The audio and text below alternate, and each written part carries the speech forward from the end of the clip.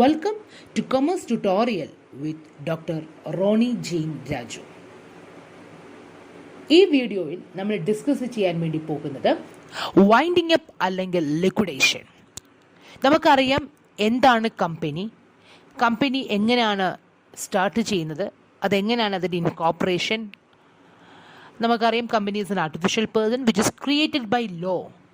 ഇനി അതേ artificial person കമ്പനിക്ക് എന്തുവാകാൻ പറ്റും? വൈൻഡ് അപ്പ് ചെയ്യാനും സാധിക്കും, ലിക്വിഡേറ്റ് ചെയ്യാനും സാധിക്കും. അപ്പോൾ എന്താണ് ഈ വൈൻഡിങ് അപ്പ്? വൈൻഡിങ് അപ്പ് എന്ന് പറഞ്ഞാൽ ഒരു കമ്പനിയുടെ ലൈഫിൻ്റെ ഏറ്റവും ലാസ്റ്റ് സ്റ്റേജാണ്. It is a process which put an end to the life of the company. Wind up ചെയ്യുമ്പോഴത്തേക്ക് കമ്പനി അതായത് അടച്ചു പൂട്ടുന്നൊരവസ്ഥ. അതാണ് ഇനി കമ്പനി ഇല്ല. വൈൻഡ് അപ്പ് എന്ന് പറഞ്ഞാൽ കമ്പനി അടച്ചു പൂട്ടുക. അടച്ചു പൂട്ടിക്കഴിഞ്ഞ് കഴിഞ്ഞാൽ പിന്നെ കമ്പനി ഇല്ലല്ലോ. കമ്പനിയുടെ എല്ലാ അഫയേഴ്സും എന്തായി മാറി? ക്ലോസ്ഡ് ആയി മാറി.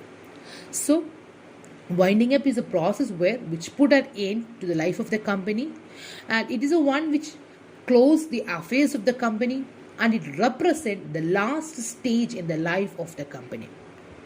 നമ്മൾ നോർമലി വൈൻഡ് അപ്പ് ചെയ്യുന്ന സമയത്ത് കമ്പനിയുടെ പേരിലുള്ള അല്ലെങ്കിൽ കമ്പനിയുടെ കയ്യിലുള്ള എല്ലാ അസറ്റുകളും എല്ലാ പ്രോപ്പർട്ടിയും നമ്മൾ റിയലൈസ് ചെയ്യണം. അതായത് എല്ലാ അസറ്റുകളും എല്ലാ പ്രോപ്പർട്ടിയും നമ്മൾ റിയലൈസ് ചെയ്യണം. അതായത് വിറ്റ് അതിൻ്റെ എമൗണ്ട് നമ്മൾ കൈപ്പറ്റണം.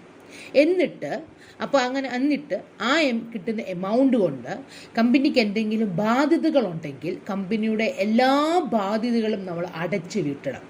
അതായത് ചിന്തിച്ചു നോക്കിക്കേ, കമ്പനി എന്ന് പറയുന്നത് ഒരു ആർട്ടിഫിഷ്യൽ പേഴ്സൺ ആണ്, ഒരു വ്യക്തി പോലും അല്ല, അതൊരു ആർട്ടിഫിഷ്യൽ പേഴ്സൺ ആണ്. ഒരു നോർമലായിട്ടുള്ള ഒരു നാച്ചുറൽ പേഴ്സൺ, ഒരു വ്യക്തി അവൻ്റെ മരണത്തിന് ശേഷം ആ നാച്ചുറൽ പേഴ്സണിൻ്റെ എക്സിസ്റ്റൻസ് ഇല്ല. അതുപോലെ തന്നെയാണ് കമ്പനിയെ സംബന്ധിച്ചിടത്തോളം വൈൻഡ് അപ്പ്. നാച്ചുറൽ പേഴ്സണിൻ്റെ ഡെത്ത് പോലെ തന്നെയാണ് ആർട്ടിഫിഷ്യൽ പേഴ്സണായ കമ്പനിയുടെയും വൈൻഡിങ് അപ്പ്. അതിനുശേഷം വൈൻഡ് അപ്പ് ചെയ്തതിന് ശേഷം അത്തരം ഒരു കമ്പനി ഇല്ല. അതുകൊണ്ട് തന്നെ അത്തരം കമ്പനികൾ അവരുടെ അസറ്റുകൾ റിയലൈസ് ചെയ്യുകയും ലയബിലിറ്റീസ് പേ ഓഫ് ചെയ്യുകയും ചെയ്യണം.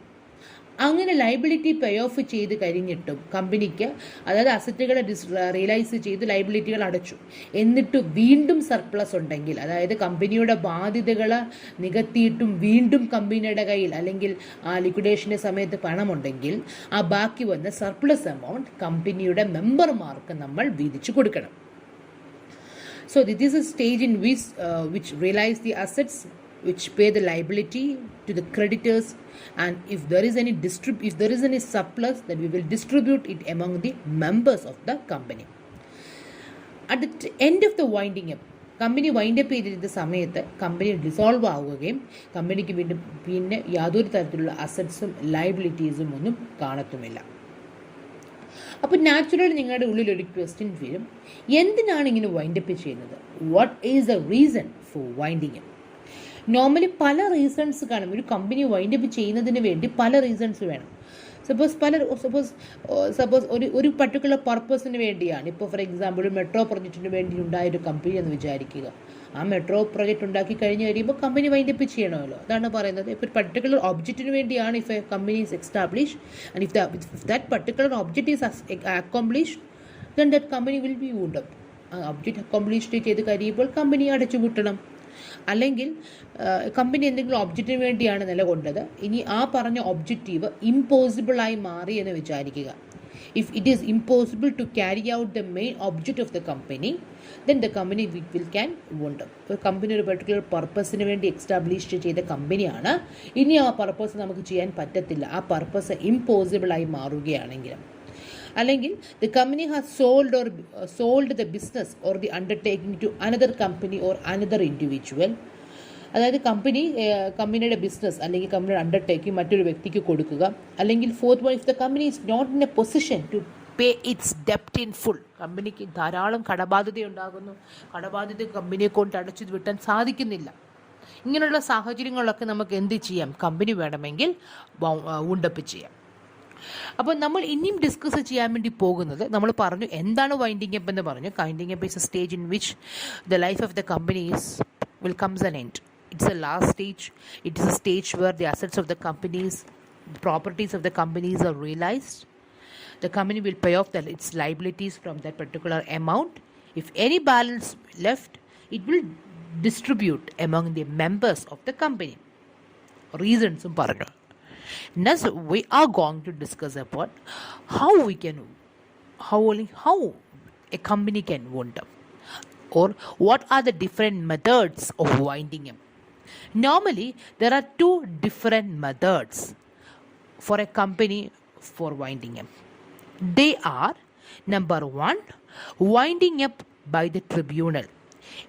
It is also called as compulsory winding up by the tribunal, and the second one is voluntary winding up. The one is compulsory winding up or winding up by the tribunal, and the second one is voluntary winding up. The first one is winding up by the tribunal. നമുക്കറിയാം എല്ലാ കമ്പനികൾക്കും കമ്പനികളെല്ലാം national company law ട്രിബ്യൂണലിൻ്റെ അണ്ടറിലാണ് നിൽക്കുന്നത്. National company law tribunal ഒരു order ഇറക്കുകയാണ്, ഇന്ന കമ്പനി വൈൻഡപ്പ് ചെയ്യണമെന്ന് പറഞ്ഞൊരു ഓർഡർ ഇറക്കുകയാണെങ്കിൽ ആ പറഞ്ഞ കമ്പനി നിർബന്ധമായിട്ടും വൈൻഡപ്പ് ചെയ്തേ പറ്റത്തുള്ളൂ. അതുകൊണ്ടാണ് നമ്മൾ അതിനെ കമ്പൽസറി വൈൻഡിങ് അപ്പ് എന്ന് പറയുന്നത്. അപ്പോൾ ഒരു if company law tribunal issues an order for winding up of A company, that particular company has to be wound up compulsory. അപ്പോൾ കമ്പനി ലോ ട്രിബ്യൂണലിൽ ഒരു ഓർഡർ ഇറക്കുമ്പോഴാണ്. അപ്പോൾ അടുത്ത ക്വസ്റ്റ്യൻ, എപ്പോഴാണ് കമ്പനി ലോ ട്രിബ്യൂണൽ ഇങ്ങനൊരു ഓർഡർ ഇറക്കുന്നത്? അപ്പോൾ നോർമലി പല grounds ഉണ്ട്, പല കേസുകളിലാണ് ഈ കമ്പൽസറി വൈൻഡിങ് അപ്പ് സംഭവിക്കുന്നത്. അതായത് കമ്പൽസറി വൈൻഡിങ് അപ്പ് സംഭവിക്കണമെങ്കിൽ കമ്പനി ലോ ട്രിബ്യൂണൽ കമ്പനിയോട് ആവശ്യപ്പെടണം, നിങ്ങളുടെ പ്രവർത്തനങ്ങൾ മതിയാക്കൂ, നിങ്ങൾ വൗണ്ടപ്പ് ചെയ്യൂ എന്ന് ആവശ്യപ്പെടണം. അപ്പോൾ അടുത്ത ക്വസ്റ്റ്യൻ, എപ്പോഴാണ് ഒരു കമ്പനി ലോ ട്രിബ്യൂണൽ ഇങ്ങനെ ഒരു ഓർഡർ ഇറക്കുന്നത്, അല്ലെങ്കിൽ ഒരു കമ്പൽസറി വൈൻഡിങ് അപ്പിലേക്ക് പോകാനുള്ള സാഹചര്യം എപ്പോഴാണ്? ഒന്നാമതായിട്ട്, if that particular company is unable to pay its ഡെപ്റ്റ്. കമ്പനിക്ക് ധാരാളം കടബാധ്യതകളുണ്ട്, ആ പറഞ്ഞ കടബാധ്യതകൾ കമ്പനിക്ക് അടച്ചു വീട്ടാൻ സാധിക്കുന്നില്ല എങ്കിൽ കമ്പനി ലോ ട്രിബ്യൂണൽ ഒരു ഓർഡർ ഇറക്കും ഈ കമ്പനി കമ്പൽസറി ആയിട്ട് വൗണ്ടപ്പ് ചെയ്യാൻ. അതായത്, if that particular creditor is entitled to receive a sum of exceeding 1 lakh rupees, and if that particular company demands if that particular creditor demand the company in writing. അതായത് ഒരു creditor ഉണ്ട്, കമ്പനിക്ക് പണം കൊടുക്കാനുള്ള വ്യക്തി, കമ്പനി പണം കൊടുക്കാനുള്ള വ്യക്തി, അതായത് ആ വ്യക്തിയിൽ നിന്നും കമ്പനി കടം മേടിച്ചിട്ടുണ്ടെന്ന് വിചാരിക്കുക. അതായത് ക്രെഡിറ്റർ, ഒരു ക്രെഡിറ്റർക്ക് കമ്പനിക്ക് 1 ലക്ഷം രൂപയിൽ കൂടുതൽ കൊടുക്കാനുണ്ട്. ആ പറഞ്ഞ ക്രെഡിറ്റർ കമ്പനിയോട് ആവശ്യപ്പെട്ടു, റൈറ്റിങ്ങിൽ തന്നെ ആവശ്യപ്പെട്ടു, പൈസ നൽകണമെന്ന് പറഞ്ഞ് ആവശ്യപ്പെട്ടു എന്ന് വിചാരിക്കുക. അങ്ങനെ ആവശ്യപ്പെട്ടിട്ടും 21 ഡേയ്സ് കഴിഞ്ഞിട്ടും 21 ദിവസത്തിന് അങ്ങനെ ആവശ്യപ്പെടുകയാണെങ്കിൽ 21 ദിവസത്തിനുള്ളിൽ തിരികെ കൊടുക്കണമെന്നാണ് പറയുന്നത്.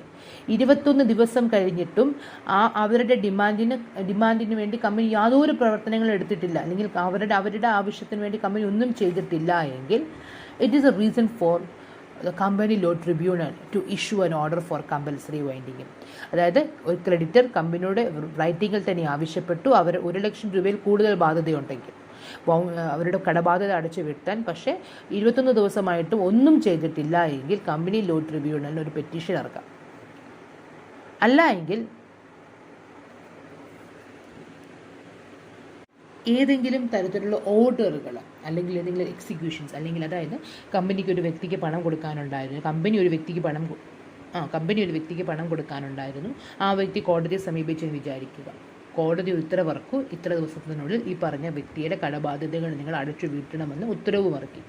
അപ്പോൾ എന്നിട്ടും കമ്പനി അയാളുടെ ബാധ്യതകൾ തീർക്കുന്നില്ല എങ്കിൽ കമ്പനി ലോ ട്രിബ്യൂണലിന് എന്താണ് കമ്പൽസറി വൈൻഡപ്പ് ചെയ്യുന്നതിന് വേണ്ടിയിട്ടുള്ള ഓർഡർ ഇറക്കാൻ സാധിക്കും. അതാണ് പറഞ്ഞത്, if execution or other process or any order of A court in favour of A particular creditor is written unsatisfied.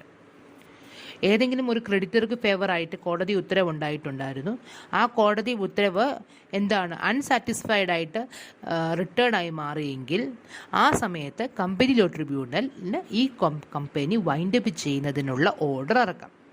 അല്ല എങ്കിൽ മൂന്നാമത്തെ സാഹചര്യം ഇതാണ്, if the tribunal is of opinion that the company is unable to pay its ഡെപ്റ്റ്. കമ്പനിക്ക് മറ്റു ബാധ്യതകളുണ്ട്, ഈ ബാധ്യത കമ്പനിയെ സംബന്ധിച്ചിടത്തോളം അടച്ച് വീട്ടാൻ സാധിക്കത്തില്ല എന്ന് ട്രിബ്യൂണലിന് ഉറപ്പുണ്ടെങ്കിലും ആ സമയത്ത് the tribunal may ask the company to wound up. This is the first point, inability to pay debt.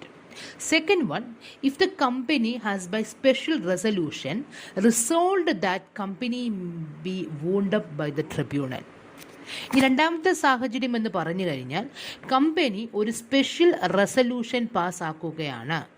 Special resolution ഇങ്ങനെയാണ് പാസ്സാക്കുന്നത്: ഈ കമ്പനി ഞങ്ങൾ സ്വമേധയാ, അല്ലെങ്കിൽ ഞങ്ങൾ സ്വമേധയെന്ന് പറഞ്ഞില്ല, ഞങ്ങൾ കമ്പനി ട്രിബ്യൂണലിൻ്റെ ഓർഡർ പ്രകാരം ഞങ്ങൾ വോണ്ടപ്പ് ചെയ്തേക്കാം എന്ന് പറഞ്ഞ് സ്പെഷ്യൽ റെസൊല്യൂഷൻ പാസ്സാക്കുകയാണെങ്കിലും ആ സമയത്തും കമ്പനിക്ക് കമ്പൽസറി ആയിട്ട് ഇതിനെ വൈൻഡപ്പ് ചെയ്യാം. ഒന്നാമത് പറഞ്ഞ് കമ്പനിയുടെ ബാധ്യത, കമ്പനിയുടെ ഇന്നബിലിറ്റി ടു പേ ഡെപ്റ്റ്. രണ്ട്, സ്പെഷ്യൽ റെസൊല്യൂഷൻ പാസ്സാക്കുകയാണ്. കമ്പനി ലോ ട്രിബ്യൂണലിൻ്റെ ഓർഡർ അനുസരിച്ച് ഞങ്ങൾ വോണ്ടപ്പ് ചെയ്തേക്കാം എന്ന് സ്പെഷ്യൽ റെസൊല്യൂഷൻ പാസ്സാക്കുകയാണെങ്കിലും ആ സമയത്ത് നടക്കുന്ന വൈൻഡിങ് അപ്പാണ് കമ്പൽസറി വൈൻഡിങ് അപ്പ് അല്ലെങ്കിൽ winding up by the tribunal. മൂന്നാമത്തെ സാഹചര്യം, if there is a company which has acted against the interest of the sovereignty and integrity of India, or which is acted against the security of the state, or if have a friendly relation with the foreign state which is deemed to be an enemy for our company, or which is acted against a public order or morality or decency. In that case, the company law tribunal may ask the company to wound up. കമ്പനിയുടെ സോവറിറ്റിക്കും ഇൻറ്റഗ്രിറ്റിക്കും എതിരെ പ്രവർത്തിക്കുക, സ്റ്റേറ്റിൻ്റെ സെക്യൂരിറ്റിക്കെതിരെ പ്രവർത്തിക്കുക, അല്ലെങ്കിൽ സെക്യുലറിസത്തിനെതിരെ പ്രവർത്തിക്കുക, അല്ലെങ്കിൽ നമ്മുടെ enemy കൺട്രിയുമായിട്ടുള്ള ഒരു എനിമി കൺട്രിയുമായിട്ട് ഫ്രണ്ട് റിലേഷൻഷിപ്പ് ബിൽഡപ്പ് ചെയ്യുക, or if the company is against the public order or morality. In that case the company law tribunal may ask the company to wound up. The fourth point is that if the tribunal of the company consider if a particular company is a sick company, ഒരു സിക്ക് കമ്പനിയായി നമ്മുടെ company മാറുകയാണെങ്കിൽ ആ സമയത്തും നമ്മുടെ company എന്തായി മാറും? വോണ്ടപ്പ് ചെയ്ത് മാറും. Fifth point, if there is an application which is made by the registrar or any other person which is authorized by the central government to the tribunal. In that case, the tribunal is of opinion that the affairs of the company have been conducted in a fraudulent manner. In that case, the company may be wound up. അതായത് company law tribunal ഒരു application കിട്ടി. ആരുടെ കയ്യിൽ നിന്നൊക്കെ application കിട്ടിയത്? രജിസ്ട്രാറിൻ്റെ കയ്യിൽ നിന്നോ അല്ലെങ്കിൽ സെൻട്രൽ ഗവൺമെൻറ് ഓതറൈസ് ചെയ്തിട്ടുള്ള മറ്റൊരു വ്യക്തിയിൽ നിന്നും. എന്തിനുള്ള ആപ്ലിക്കേഷനാണ് കിട്ടിയത്? ഈ കമ്പനി വൂണ്ടപ്പ് ചെയ്യണം, കാരണം ഈ പറഞ്ഞ കമ്പനിയിൽ നടക്കുന്ന കാര്യങ്ങളൊക്കെ ഫ്രോഡുലൻ്റ് ആയിട്ടുള്ള കാര്യങ്ങളാണ് നടക്കുന്നുവെന്ന് പറഞ്ഞ് ഒരു ആപ്ലിക്കേഷൻ കിട്ടിയിട്ടുണ്ടെങ്കിൽ ആ സമയത്ത് company law tribunal may issue order for compulsory winding. Sixth point, if a particular company has made a default in filing with the registrar its financial statement or annual return for 5 consecutive financial year, 5 വർഷങ്ങളായിട്ട് കമ്പനിയുടെ financial സ്റ്റേറ്റ്മെൻറ്റുകളും annual റിപ്പോർട്ടുകളും രജിസ്ട്രാറിന് submit ചെയ്യുന്നില്ല എങ്കിൽ in that case the company law tribunal may issue order for the winding up. And the last one is, if the tribunal is of opinion that it is just and equitable that the company should be wound up. Company law tribunal ചിന്തിക്കുവാണ്, ഈ കമ്പനി അടച്ചു പൂട്ടുന്നതാണ് നല്ലത്, ഇത് മുമ്പോട്ട് പോയിട്ട് പ്രയോജനമില്ല, ഇത് അടച്ചു പൂട്ടണം എന്ന് കമ്പനി ലോ ട്രിബ്യൂണലിൻ്റെ അഭിപ്രായമുണ്ടെങ്കിൽ, എന്നൊരു ഒപ്പീനിയൻ കമ്പനി ലോ ട്രിബ്യൂണൽ ഉണ്ടെങ്കിൽ നിർബന്ധമായിട്ടും ആ കമ്പനി ലോ ട്രിബ്യൂണലിൻ്റെ നേതൃത്വത്തിൽ അടച്ചു പൂട്ടണം. അപ്പോൾ അടുത്തൊരു ക്വസ്റ്റ്യൻ, എപ്പോഴാണ് കമ്പനി ലോ ട്രിബ്യൂണലിന് തോന്നേണ്ടത് it is just and equitable to wound up? ഒന്ന്, ഒരു കമ്പനിയുടെ മാനേജ്മെൻറ്റിൽ ഒരു ഡെഡ് ലോക്ക് വരിക, അല്ലെങ്കിൽ കമ്പനിയുടെ ഒരു മാനേജ്മെൻറ്റിൽ ഒരു ഡെഡ് ലോക്ക് വരിക, അല്ലെങ്കിൽ ഷെയർ ഹോൾഡിംഗ് ഏതൊട്ടും ഒരു കാര്യങ്ങൾ വരുമ്പോൾ ഫോർ മെക്കാനിസ്റ്റും ഒരു ഡെഡ് ലോക്ക് വരികയാണെങ്കിൽ ആ സമയത്ത് കമ്പനിക്ക് ചിന്തിക്കാം it is just and equitable to wound up. അല്ല എങ്കിൽ കമ്പനിയുടെ പ്രവർത്തനങ്ങളുടെ സബ്ജക്റ്റ് മാറ്ററായിട്ടുള്ള കാര്യം കമ്പനിക്ക് നഷ്ടപ്പെട്ടു പോവുകയാണ്. അല്ലെങ്കിൽ കമ്പനി എന്തിനു വേണ്ടിയിട്ടുള്ളതാണോ കമ്പനി ഇൻകോർപ്പറേറ്റ് ചെയ്ത് ആ പറഞ്ഞ കാര്യം കമ്പനിക്ക് നടത്തുന്നതിൽ കമ്പനി ഫെയിലായി മാറുകയാണ്. അല്ലെങ്കിൽ കമ്പനിക്ക് ഇനി മുൻപോട്ട് പോകണമെങ്കിൽ ഹ്യൂജ് നഷ്ടത്തിൽ മാത്രമേ ഉള്ളൂ കമ്പനിക്ക് മുൻപോട്ട് പോകാൻ പറ്റത്തുള്ളൂ എന്നുള്ള രീതിയിലേക്ക് വരികയാണ്. അല്ലെങ്കിൽ കമ്പനിയുടെ നിലവിലുള്ള അസറ്റുകളെ കമ്പനിയുടെ നിലവിലുള്ള ബാധ്യത അടച്ചു വിട്ടുന്നതിനും അപ്പുറത്തായി നിൽക്കുക. ഈ സമയത്തൊക്കെ നമുക്ക് we can consider that it is just an equitable to wind up the company. അല്ലെങ്കിൽ കമ്പനിയുടെ മാനേജ്മെൻറ്റുകൾ കമ്പനിയുടെ ഷെയർ ഹോൾഡേഴ്സിനെതിരെ ഒരു ഒപ്രസീവായിട്ടുള്ളൊരു പോളിസിയാണ്, അല്ലെങ്കിൽ അത്തരം ഒരു ഒപ്രസീവായിട്ടുള്ളൊരു പോളിസിയാണ് എടുത്തിരിക്കുന്നതെന്ന് വിചാരിക്കുക. അല്ലെങ്കിൽ കമ്പനിയുടെ കാര്യങ്ങളൊക്കെ വളരെ ഫ്രോഡിനലായിട്ട് വളരെ ഇല്ലീഗലായിട്ടുള്ള ബിസിനസ്സുകൾ ആ കമ്പനി പ്രവർത്തിക്കുന്നതെന്ന് വിചാരിക്കുക. അല്ലെങ്കിൽ പബ്ലിക് ഇൻട്രസ്റ്റിന് എതിരായിട്ടാണ് കമ്പനി പ്രവർത്തിക്കുന്നതെന്ന് വിചാരിക്കുക. ഈ സമയത്ത് the company law tribunal may think that it is just an equitable to wind up the company. So these are the different ways in which a company may be wind up by the order of the company law tribunal, or a company may wind up by the compulsory winding up. അപ്പോൾ ഇതാണ് compulsory winding up. അപ്പോൾ compulsory winding up ചെയ്യുന്നത് ആരുടെ order പ്രകാരമാണ്? Company law ട്രിബ്യൂണലിൻ്റെ order പ്രകാരമാണ്. അപ്പോൾ ഞാൻ നേരത്തെ പറഞ്ഞതുപോലെ കമ്പനി ലോ ട്രിബ്യൂണലിന് ഒരു ദിവസം തന്നെ ഇരിക്കും തോന്നുന്ന ആശയമാണോ? അല്ല. കമ്പനി ലോ ട്രിബ്യൂണൽ ഇങ്ങനൊരു ഓർഡർ ഇറക്കണമെങ്കിൽ കമ്പനി ലോ ട്രിബ്യൂണലിനോട് ആരെങ്കിലും ആവശ്യപ്പെടണം. അതായത് കമ്പനി ലോ ട്രിബ്യൂണലിന് ആരെങ്കിലും പെറ്റീഷൻ കൊടുക്കണം, ഇങ്ങനൊരു കമ്പനി ഉണ്ടെന്നും ഈ കമ്പനി വൈൻഡ് അപ്പ് ചെയ്യണം എന്ന് പറഞ്ഞൊരു പെറ്റീഷൻ കൊടുത്തിട്ടുണ്ടെങ്കിൽ മാത്രമേ കമ്പനി ലോ ട്രിബ്യൂണൽ ഈ കാര്യത്തിലേക്ക് വരത്തുള്ളൂ. അപ്പോൾ അടുത്ത ക്വസ്റ്റ്യൻ, ആരാണ് ഒരു കമ്പൽസറി വൈൻഡപ്പ് ചെയ്യണമെങ്കിൽ ആർക്കൊക്കെ കമ്പനി ട്രിബ്യൂണലിനോട് ആവശ്യപ്പെടാൻ സാധിക്കും? ഒന്നാമതായിട്ട് നമ്മൾ നേരത്തെ പറഞ്ഞതുപോലെ സ്പെഷ്യൽ റെസൊല്യൂഷൻ പാസ്സാക്കുകയാണെങ്കിൽ കമ്പനിക്ക് തന്നെ ആരുടെ അടുത്ത് ആവശ്യപ്പെടാം? കമ്പനി ലോ ട്രിബ്യൂണലിൻ്റെ അടുത്ത് ആവശ്യപ്പെടാം, ഞങ്ങൾക്ക് വൈൻഡപ്പ് ചെയ്യുന്നതിനുള്ള ഓർഡർ ഇറക്കൂ എന്ന് പറഞ്ഞ് ആവശ്യപ്പെടാം. എപ്പോൾ? കമ്പനിക്ക് സ്വയം ആവശ്യപ്പെടാം. എപ്പോൾ? When the particular company passes A special resolution. 2, കമ്പനിയുടെ ക്രെഡിറ്റർമാർക്ക് ആവശ്യപ്പെടാം. ആ ക്രെഡിറ്റർ എന്ന് പറയുമ്പോൾ ഒന്നുകിൽ നിലവിലുള്ള ക്രെഡിറ്റേഴ്സ് ആയിരിക്കണം, അല്ലെങ്കിൽ കണ്ടിജന്റ് ക്രെഡിറ്റേഴ്സോ പ്രോസ്പെക്റ്റീവ് ക്രെഡിറ്റേഴ്സ് വരാൻ പോകുന്നവരാകും, പ്രോസ്പെക്റ്റീവ് ക്രെഡിറ്റേഴ്സും ആകാം. മറ്റ് കോൺട്രിബ്യൂട്ടറീസ് എന്ന് പറഞ്ഞാൽ the are the person who contribute to the asset of the company at the time of winding up. അല്ലേ, കമ്പനി വൈൻഡ് അപ്പ് ചെയ്യുന്ന സമയത്ത് അവരെ കോൺട്രിബ്യൂട്ട് ചെയ്യത്തുള്ളൂ. കോൺട്രിബ്യൂട്ടറിക്കാകാം, അല്ലെങ്കിൽ ഇവർക്കൊക്കെ ഒന്നിച്ച് നിന്നുകൊണ്ടാകാം. അല്ലെങ്കിൽ സപ്പോസ് ക്രെഡിറ്റർക്കും കോൺട്രിബ്യൂട്ടറിക്കും കൂടെ ഒന്നിച്ച് പെറ്റീഷൻ കൊടുക്കാം. അല്ല എങ്കിൽ കമ്പനി നമ്മൾ നേരത്തെ പറഞ്ഞതുപോലെ തന്നെ കമ്പനി രജിസ്ട്രാർക്ക് only with the sanction by the central government can file a petition to the company law tribunal. കമ്പനിയുടെ രജിസ്ട്രാർക്ക് കമ്പനി ലോ ട്രിബ്യൂണലിന് പെറ്റീഷൻ ഫയൽ ചെയ്യാം. ഇന്ന കമ്പനി എന്താക്കണം, നിങ്ങൾ ഡിസോൾവ് അല്ലെങ്കിൽ നിങ്ങളുടെ കമ്പനി നിങ്ങൾ വൈൻഡപ്പ് ചെയ്ത് വിടൂ എന്ന് പറഞ്ഞുകൊണ്ട് ഒരു പെറ്റീഷൻ ഇറക്കാം. അപ്പോൾ വേഗം പക്ഷേ കമ്പനിയുടെ രജിസ്ട്രാർക്കുടെ കേസിൽ കമ്പനിയുടെ രജിസ്ട്രാർക്ക് പെറ്റീഷൻ ഇറക്കാമെന്ന് പറഞ്ഞു. അപ്പോൾ കമ്പനി രജിസ്ട്രാർ അങ്ങനെ ഒരു പെറ്റീഷൻ ഇറക്കണമെങ്കിൽ അവിടെ കുറച്ച് കണ്ടീഷൻസ് പറയുന്നുണ്ട്. അങ്ങനെയെങ്കിൽ മാത്രമേ കമ്പനി രജിസ്ട്രാർക്ക് സെൻട്രൽ ഗവൺമെൻറ്റിൻ്റെ പ്രീവിയസ് അപ്രൂവലോടുകൂടി പെറ്റീഷൻ ഫയൽ ചെയ്യാൻ പറ്റത്തുള്ളൂ. ഏതൊക്കെ സാഹചര്യങ്ങളാണ്? നമ്മൾ നേരത്തെ പറഞ്ഞതുപോലെ if the company has unable to pay its ഡെപ്റ്റ്, or if a particular company has acted against the sovereignty and integrity or secularity of the state, or if the company is in friendly relation with a foreign state which is an enemy, if the company acted against a decency or morality, അതായത് അങ്ങനെയുള്ള, അല്ലെങ്കിൽ if the tribunal is of opinion that the affairs of the company is in fraudulent manner, or if the company has made a default in filing the financial statements and annual return for the last 5 years, അങ്ങനെയുള്ള സമയത്തൊക്കെ രജിസ്ട്രാർക്ക് ആരോട് ആവശ്യപ്പെടാം? Company law ട്രിബ്യൂണലിനോട് ആവശ്യപ്പെടാം. അതുപോലെ തന്നെ central government authorise ചെയ്തിട്ടുള്ള വ്യക്തികൾക്കും എന്ത് ചെയ്യാം? പെറ്റീഷൻ ഫയൽ ചെയ്യാൻ സാധിക്കും. അപ്പോൾ അങ്ങനെ അല്ലെങ്കിൽ സെൻട്രൽ ഗവൺമെൻറ്റിനോ സ്റ്റേറ്റ് ഗവൺമെൻറ്റിനോ അങ്ങനെ ഒരു പെറ്റീഷൻ അവർ ഓതറൈസ് ചെയ്ത വ്യക്തിക്ക് പെറ്റീഷൻ ഫയൽ ചെയ്യാൻ സാധിക്കും. അപ്പോൾ അവർ എപ്പോഴാണ് അങ്ങനെ ഒരു പെറ്റീഷൻ ഫയൽ ചെയ്തതെന്ന് ചോദിച്ചാൽ, if the particular company has acted against the interest of the company, if the particular company has acted against the sovereignty of our state, if it is acted against a friendly company which having a friendly relation, or if it is against a public order. ഇങ്ങനെയുള്ളൊക്കെ സാഹചര്യത്തിൽ central ഗവൺമെൻറ്റിനോ state ഗവൺമെൻറ്റിനോ വേണമെങ്കിലും petition file ചെയ്യാം. അപ്പോൾ ആർക്കൊക്കെ petition file ചെയ്യാം?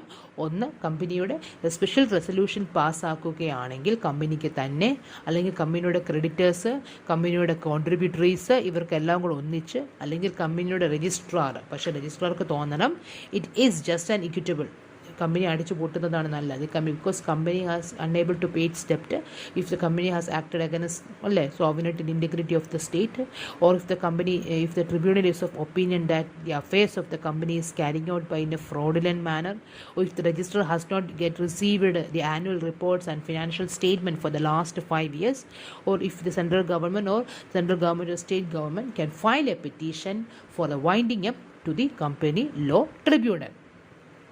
അപ്പോൾ ഇങ്ങനെ ഒരു ഓർഡർ ഇങ്ങനെ ഒരു പെറ്റീഷൻ കിട്ടിക്കഴിഞ്ഞാൽ എന്താണ് കമ്പനി ലോ ട്രിബ്യൂണൽ ചെയ്യുന്നത്? ഇങ്ങനെ ഒരു പെറ്റീഷൻ കഴിഞ്ഞാൽ കമ്പനി ലോ ട്രിബ്യൂണൽ വേണമെങ്കിൽ ആ പെറ്റീഷൻ ഡിസ്മിസ് ചെയ്ത് കളയാം, വിത്ത് ഓർ വിത്തൗട്ട് കോസ്റ്റ് ഡിസ്മിസ് ചെയ്ത് കളയാം. അല്ലെങ്കിൽ ഒരു താൽക്കാലിക ഓർഡർ ഇറക്കാം, വേണമെങ്കിൽ റെഗുലേഷനുമായി ബന്ധപ്പെട്ട ഒരു താൽക്കാലിക ഓർഡർ ഇറക്കാം.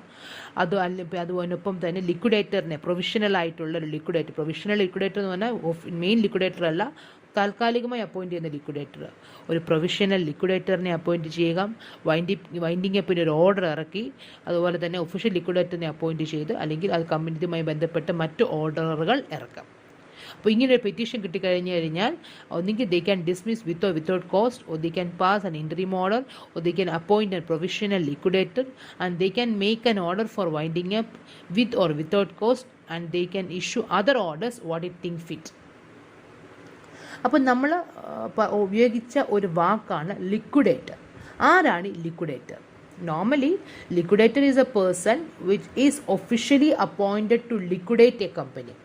ഒരു കമ്പനി ലിക്വിഡേറ്റ് ചെയ്യുന്നതിന് വേണ്ടി ഒഫീഷ്യലി അപ്പോയിൻറ്റ് ചെയ്ത വ്യക്തിയാണ് ലിക്വിഡേറ്റർ എന്ന് പറയുന്നത്. ഈ ലിക്വിഡേറ്ററാണ് കമ്പനിയുടെ ലയബിലിറ്റീസ് അസർട്ടൈൻ ചെയ്യുകയും ആ പറഞ്ഞ ലയബിലിറ്റീസ് സെറ്റിൽ ആവുകയും ചെയ്യുന്നത്. അതായത് കമ്പനിയുടെ അസറ്റുകളെല്ലാം റിയലൈസ് ചെയ്ത് ആ അസറ്റുകളിൽ നിന്നും കമ്പനിയുടെ ലയബിലിറ്റീസ് എല്ലാം പേ ഓഫ് ചെയ്തു കഴിഞ്ഞു. പേ ഓഫ് ചെയ്തിട്ട് വീണ്ടും കമ്പനിയെ സംബന്ധിച്ചിടത്തോളം സർപ്ലസ് ഉണ്ടെങ്കിൽ ആ സർപ്ലസ് കമ്പനിയുടെ മെമ്പേഴ്സിന് കോൺട്രിബ്യൂട്ട് ചെയ്ത് കൊടുക്കുന്നതൊക്കെ ലിക്വിഡേറ്റേഴ്സാണ്.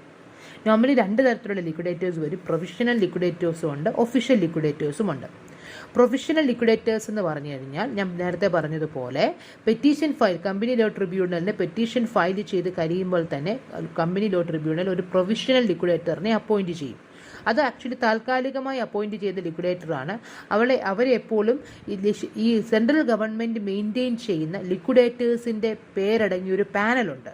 ആ പാനലിലുള്ള ഒരു വ്യക്തിയെ വേണം പ്രൊവിഷണൽ ലിക്വിഡേറ്ററായിട്ട് നമ്മൾ അപ്പോയിൻറ്റ് ചെയ്യാൻ. അപ്പോൾ അങ്ങനെ പ്രൊവിഷണൽ ലിക്വിഡേറ്ററിനെ അപ്പോയിൻറ്റ് ചെയ്ത് അയാൾ അത്യാവശ്യ കാര്യങ്ങളൊക്കെ ചെയ്ത് കഴിഞ്ഞിട്ട് ട്രിബ്യൂണൽ ഒരു ടൈം പറഞ്ഞിട്ടുണ്ടായിരിക്കും, ഇത് ലിക്വിഡേറ്റ് ചെയ്യുന്നതിന് വേണ്ടിയിട്ടുള്ള സമയം പറഞ്ഞിട്ടുണ്ടായിരിക്കും. അല്ലെങ്കിൽ ട്രിബ്യൂണൽ വൈൻഡിങ് ഓർഡർ ഇറക്കി കഴിഞ്ഞ് കഴിയുമ്പം ആ പ്രൊവിഷണൽ ലിക്വിഡേറ്റർ മാറി ഒഫീഷ്യൽ ലിക്വിഡേറ്റർ കടന്നു വരും. മനസ്സിലായോ? പിന്നെ ആ ഒഫീഷ്യൽ ലിക്വിഡേറ്ററാണ് ലിക്വിഡേഷനുമായി ബന്ധപ്പെട്ട എല്ലാ പ്രവൃത്തികളും ചെയ്യുന്നത്. It is an official liquidator which pass an order for winding up if the official liquidator thinks that there is sufficient reason for winding up. അതുപോലെ തന്നെ കമ്പനി ലോ ട്രിബ്യൂണലാണല്ലോ ഒഫീഷ്യൽ ലിക്വിഡേറ്ററിനെ അപ്പോയിൻറ്റ് ചെയ്യുന്നത്. അപ്പോൾ ആ ഒഫീഷ്യൽ ലിക്വിഡേറ്ററിൻ്റെ പവേഴ്സും ഡ്യൂട്ടീസും റെമ്യൂണറേഷനും ഒക്കെ ഫിക്സ് ചെയ്യുന്നത് ഈ company law ട്രിബ്യൂണലാണ്. ഈ കമ്പനി ലോ ട്രിബ്യൂണൽ പറയുന്നത് ഒഫീഷ്യൽ ലിക്വിഡേറ്ററായിട്ട് ഒരു വ്യക്തി അപ്പോയിൻറ്റ് ചെയ്യണമെങ്കിൽ and that official liquidator can be appointed from a panel of professional firm of chartered accountants, advocates, company secretaries, cost and work accountant firms having a combination of these profession with the central government shall maintain for the tribunal. അപ്പോൾ ലിക്വിഡേറ്ററിനെ appoint ചെയ്യണമെങ്കിൽ central government ലിക്വിഡേറ്റേഴ്സിൻ്റെ ഒരു panel of liquidators എന്ന് പറഞ്ഞൊരു panel അവർ maintain ചെയ്യുന്നുണ്ട്. ആ പാനലിൽ നിന്ന് മാത്രമേ ലിക്വിഡേറ്ററിനെ അപ്പോയിൻറ്റ് ചെയ്യാൻ പറ്റത്തുള്ളൂ. അപ്പോൾ അതുപോലെ തന്നെ ആ പാനലിൽ വരണമെങ്കിൽ സാധാരണക്കാരൊന്നും ആ പാനലിൽ വരത്തില്ല. ആ പാനലിൽ വരണമെങ്കിൽ നമ്മൾ ഒന്നുകിൽ ചാർട്ടേഡ് അക്കൗണ്ടൻ്റ് ആകണം, അല്ലെങ്കിൽ കമ്പനി സെക്രട്ടറി ആകണം, അല്ലെങ്കിൽ ICWA-കാരനാകണം, അല്ലെങ്കിൽ ഇങ്ങനെ ഇത്തരം പ്രവർത്തികൾ ചെയ്യുന്ന പാർട്ട്ണർഷിപ്പ് ഫേംസ് ആയിരിക്കണം, അല്ലെങ്കിൽ അഡ്വക്കേറ്റ്സ് ആകണം. ഇവർക്ക് മാത്രമേ ലിക്വിഡേറ്ററായിട്ട് അപ്പോയിൻറ്റ് ചെയ്യാൻ സാധിക്കത്തുള്ളൂ. ഇതിന് പുറമെ കമ്പനിയുടെ റെക്കോർഡ്സിനകത്ത് അല്ലെങ്കിൽ കമ്പനിയുടെ ട്രിബ്യൂണലിനകത്ത് മെയിൻറ്റെയിൻ സെൻട്രൽ ഗവൺമെൻറ് മെയിൻറ്റെയിൻ ചെയ്യുന്ന ലിസ്റ്റിനകത്ത് ഇവരുടെ പേരും ഉൾക്കൊള്ളുകയും വേണം. or official liquidator may be a body corporate consisting of such professional as may be approved by the central government. നേരത്തെ പറഞ്ഞതുപോലെ തന്നെ ഇപ്പോൾ ഒരു partnership firm of chartered accountant എന്ന് വിചാരിക്കുക, അല്ലെങ്കിൽ ഒരു ഫേം ഓഫ് അഡ്വക്കേറ്റ് എന്ന് വിചാരിക്കുക, അവർക്ക് വേണമെങ്കിലും സാധിക്കും. അല്ലെങ്കിൽ സെൻട്രൽ ഗവൺമെൻറ് അപ്പോയിൻറ്റ് ചെയ്ത ഒരു വ്യക്തിക്ക് വേണമെങ്കിലും ഈ പറഞ്ഞ ഒഫീഷ്യൽ ലിക്വിഡേറ്ററായിട്ട് അപ്പോയിൻറ്റ് ചെയ്യാൻ വേണ്ടി സാധിക്കും. So these are the different ways in which official liquidators can be appointed. അങ്ങനെ നമ്മൾ നേരത്തെ പറഞ്ഞതുപോലെ തന്നെ സെൻട്രൽ ഗവൺമെൻറ് മെയിൻറ്റെയിൻ ചെയ്യുന്ന ലിസ്റ്റിനകത്തുനിന്നോ അല്ലെങ്കിൽ സെൻട്രൽ ഗവൺമെൻറ് അല്ലെങ്കിൽ മെയിൻറ്റെയിൻ ചെയ്യുന്ന ലിസ്റ്റിനകത്തുള്ള ചാർട്ടേഡ് അക്കൗണ്ടൻറ്റ്, കോസ്റ്റ് അക്കൗണ്ട് ഇവരോ അല്ലെങ്കിൽ ഇവരുടെ ഒരു പാർട്ട്ണർഷിപ്പ് ഫേമോ അല്ലെങ്കിൽ സെൻട്രൽ ഗവൺമെൻറ് അപ്പോയിൻറ്റ് ചെയ്യുന്ന ഓഫീസർക്കോ ആരാകാം ലിക്വിഡേറ്റർ ആക്കി മാറ്റാം. അപ്പം അങ്ങനെ നമ്മൾ ചെയ്ത് കഴിയുമ്പോൾ ലിക്വിഡേറ്റേഴ്സ് അപ്പോയിൻറ്റ് ചെയ്ത് കഴിഞ്ഞ് ഒഫീഷ്യൽ ലിക്വിഡേറ്ററിനെ അപ്പോയിൻറ്റ് ചെയ്ത് കഴിഞ്ഞിട്ട് 21 ദിവസത്തിനുള്ളിൽ ലിക്വിഡേറ്റർ കമ്പനിക്ക് ഒരു സ്റ്റേറ്റ്മെൻറ്റ് ഓഫ് അഫയേഴ്സ് സബ്മിറ്റ് ചെയ്യണം. സ്റ്റേറ്റ്മെൻറ്റ് ഓഫ് അഫയേഴ്സ് എന്താണെന്ന് ചോദിച്ചാൽ കമ്പനിയുടെ അസറ്റ്സിൻ്റെയും ലയബിലിറ്റീസിൻ്റെയും സ്റ്റേറ്റ്മെൻ്റ് ആണ് സ്റ്റേറ്റ്മെൻറ്റ് ഓഫ് അഫയേഴ്സ് എന്ന് പറയുന്നത്. അപ്പം within the 21 days of date of winding up order or within 21 days of appointment of official liquidator, the company shall submit a statement of affairs to the liquidator. ഈ statement അപ്പം ലിക്വിഡേറ്ററിനെ നമ്മൾ appoint ചെയ്ത് 21 ദിവസത്തിനുള്ളിൽ കമ്പനിയുടെ statement of affairs ആർക്ക് കൊടുത്തിരിക്കണം? ലിക്വിഡേറ്റേഴ്സിന് കൊടുത്തിരിക്കണം. അപ്പോൾ അങ്ങനെ company liquidator statement ഒക്കെ കണ്ടു, അസറ്റ്സിൻ്റെയും ലയബിലിറ്റീസിൻ്റെയൊക്കെ സ്റ്റേറ്റ്മെൻ്റ് ഒക്കെ കണ്ടു, അവിടുത്തെ കാര്യങ്ങളൊക്കെ വിലയിരുത്തി. അതിനുശേഷം ഒരു ലിക്വിഡേറ്ററിനെ അപ്പോയിൻറ്റ് ചെയ്ത് 60 ദിവസത്തിനുള്ളിൽ കമ്പനി ലിക്വിഡേറ്റർ റിപ്പോർട്ട് സമർപ്പിക്കണം. എത്ര ദിവസത്തിനുള്ളിൽ റിപ്പോർട്ട് സബ്മിറ്റ് ചെയ്യണം? 60 ദിവസത്തിനുള്ളിൽ report submit. That means it is a major responsibility from the part of company liquidator is to submit a report within a period of 60 days. 60 ദിവസത്തിനുള്ളിൽ report submit ചെയ്യണം. ഇനിയും ആ റിപ്പോർട്ടിനകത്ത് ഏതൊക്കെ കാര്യങ്ങൾ വേണം? ഒന്ന്, the report should consist of the details regarding the assets of the company with respect to its location, its value, അല്ലെങ്കിൽ if a particular asset have any charge, ഇങ്ങനെയുള്ള കാര്യങ്ങൾ അസറ്റിനെ കുറിച്ചിട്ടുള്ള ഫുൾ ഡീറ്റെയിൽസ് ആ റിപ്പോർട്ടിനകത്ത് വേണം. 2, കമ്പനി ഇഷ്യൂ ചെയ്തിട്ടുള്ള capital, company subscription amount, paid-up amount, ഇതിനെക്കുറിച്ച് പറയണം. കമ്പനിയുടെ ലൈബിലിറ്റീസിനെ കുറിച്ച് പറയണം. അതായത് കമ്പനിയുടെ ക്രെഡിറ്റർമാരുടെ പേരും അഡ്രസ്സും ഒക്കുപേഷൻ ഇങ്ങനെയുള്ള കാര്യങ്ങളെല്ലാം വേണം. അതുപോലെ തന്നെ കമ്പനിക്ക് മറ്റാർക്കെങ്കിലും കമ്പനി പണം കൊടുക്കാനുണ്ടെങ്കിൽ, ഡെപ്റ്റ് ഡ്യൂ ആയി കിടക്കുന്നുണ്ടെങ്കിൽ അവരുടെ പേരും അഡ്രസ്സും ഒക്കുപേഷനും എല്ലാം വേണം. കമ്പനി ആർക്കെങ്കിലും ഗ്യാരണ്ടി നിൽക്കുന്നുണ്ടെങ്കിൽ അതിൻ്റെ ഡീറ്റെയിൽസ് വേണം. അതുപോലെ തന്നെ കമ്പനിക്ക് നമ്മൾ പറയും കോൺട്രിബ്യൂട്ടറീസ് ഉണ്ടെന്ന് പറയുമല്ലോ, ആ കോൺട്രിബ്യൂട്ടറീസ് ആരാന്നും അവരെത്രയാണ് കോൺട്രിബ്യൂട്ട് ചെയ്യാമെന്ന് പറഞ്ഞിരിക്കുന്നതെന്നും, അല്ലെങ്കിൽ അവരെന്തെങ്കിലും ഫുൾ ഷെയർസിൻ്റെ ഫുൾ എമൗണ്ട് അവർ അടച്ചിട്ടുണ്ടോ, അല്ലെങ്കിൽ അത് അൺപെയ്ഡ് ഉണ്ടെങ്കിൽ ആ അൺപെയ്ഡ് എമൗണ്ടും ഒക്കെ കാണിക്കണം. അതുപോലെ തന്നെ കമ്പനിയുടെ കയ്യിലുള്ള ട്രേഡ് മാർക്ക്, കമ്പനിയുടെ മറ്റ് ഇൻ്റലക്ച്വൽ പ്രോപ്പർട്ടി, കമ്പനിയുടെ നിലവിലുള്ള കമ്പനി എൻ്റർ ചെയ്തിരിക്കുന്ന കോൺട്രാക്റ്റുകൾ, കമ്പനി എൻ്റർ ചെയ്തിരിക്കുന്ന ജോയിൻറ്റ് വെഞ്ചേഴ്സ്, കമ്പനിയുടെ ഹോൾഡിംഗ് കമ്പനിയുടെയും സബ്സിഡിയറി കമ്പനിയുടെയും ഡീറ്റെയിൽസ്, കമ്പനിക്ക് ആർക്കെങ്കിലും കമ്പനിക്കെതിരായിട്ടോ കമ്പനി കൊടുക്കുകയോ എന്തെങ്കിലും ലീഗൽ കേസുകൾ കൊടുത്തിട്ടുണ്ടെങ്കിൽ അതിൻ്റെ ഡീറ്റെയിൽസ്, അതുപോലെ തന്നെ കമ്പനി ലോ ട്രിബ്യൂണലിന് ആവശ്യമെന്ന് തോന്നുന്ന ഏത് ഡീറ്റെയിൽസ് വേണമെങ്കിലും റിപ്പോർട്ടിനകത്ത് ഉൾക്കൊള്ളിക്കാം. So this is the report which is given by the company liquidator. Next is, what are the functions and duties of a liquidator in compulsory winding up? അയാളുടെ functions, official ലിക്വിഡേറ്ററിൻ്റെ functions, compulsory winding അപ്പിൻ്റെ സമയത്ത് official ലിക്വിഡേറ്ററിൻ്റെ functions അല്ലെങ്കിൽ ഡ്യൂട്ടീസിനെ കുറിച്ച് ചോദിക്കാൻ ഏറ്റവും പ്രൈമായിട്ടുള്ള function അല്ലെങ്കിൽ ഡ്യൂട്ടി എന്ന് പറയുന്നത് ടു സബ്മിറ്റ് റിപ്പോർട്ട്. നമ്മൾ നേരത്തെ പറഞ്ഞിട്ടുണ്ട്, സ്റ്റേറ്റ്മെൻറ്റ് ഓഫ് അഫയേഴ്സ് അയാളുടെ കൈ കിട്ടിക്കഴിഞ്ഞാൽ 60 ദിവസത്തിനുള്ളിൽ അയാൾ ആദ്യത്തെ ഫസ്റ്റ് റിപ്പോർട്ട് സബ്മിറ്റ് ചെയ്തിരിക്കണം. ഇതാണ് അയാളുടെ ഇമ്പോർട്ടൻ്റ് ആയിട്ടുള്ളൊരു duty. That means it is his function, it is his duty to submit the first report after receiving statement of affairs. That means within 60 days of receipt of the statement of affairs. And the second important duty is to take over the company's asset. ലിക്വിഡേറ്ററിനെ appoint ചെയ്ത് കഴിഞ്ഞു കഴിഞ്ഞാൽ കമ്പനിയുടെ ലിക്വിഡേറ്ററിനെ appoint ചെയ്ത് കഴിഞ്ഞാൽ ഉടൻ തന്നെ liquidator കമ്പനിയുടെ കയ്യിലുള്ള എല്ലാ അസറ്റുകളും എല്ലാ പ്രോപ്പർട്ടിയുടെയും കസ്റ്റഡി പിന്നെ ലിക്വിഡേറ്ററിൻ്റെ കയ്യിലേക്കായിരിക്കും. അതായത് പിന്നെ കമ്പനിക്ക് ലിക്വിഡേറ്ററിനെ അപ്പോയിൻറ്റ് ചെയ്യുക എന്ന് പറഞ്ഞു കഴിഞ്ഞാൽ കമ്പനിക്ക് പിന്നെ കമ്പനി അടച്ചു പൂട്ടാൻ വേണ്ടി പോകുന്നു എന്നർത്ഥം. അതിനുശേഷം പിന്നെ കമ്പനിയുടെ കയ്യിലേക്ക് കമ്പനിയുടെ അസറ്റുകളും ഒന്നും നമുക്ക് പ്രോപ്പർട്ടി ഒന്നും ഡീൽ ചെയ്യാൻ പറ്റത്തില്ല. ഇതെല്ലാം ആരുടെ കയ്യിലേക്ക് വരും? ലിക്വിഡേറ്റർ ഇതെല്ലാം ഏറ്റെടുക്കേണ്ടതായിട്ട് വരും. മൂന്നാമതായിട്ട് നമ്മൾ ലിക്വിഡേഷനിലേക്ക് നമ്മൾ ലിക്വിഡേഷൻ്റെ സമയത്തേക്ക് നമ്മൾ പോകുമ്പോഴത്തേക്ക് ലിക്വിഡേറ്റർ എപ്പോഴും ഡയറക്ടേഴ്സ് നമ്മുടെ ക്രെഡിറ്റർമാരും കോൺട്രിബ്യൂട്ടറീസും ഉണ്ടായിരിക്കും.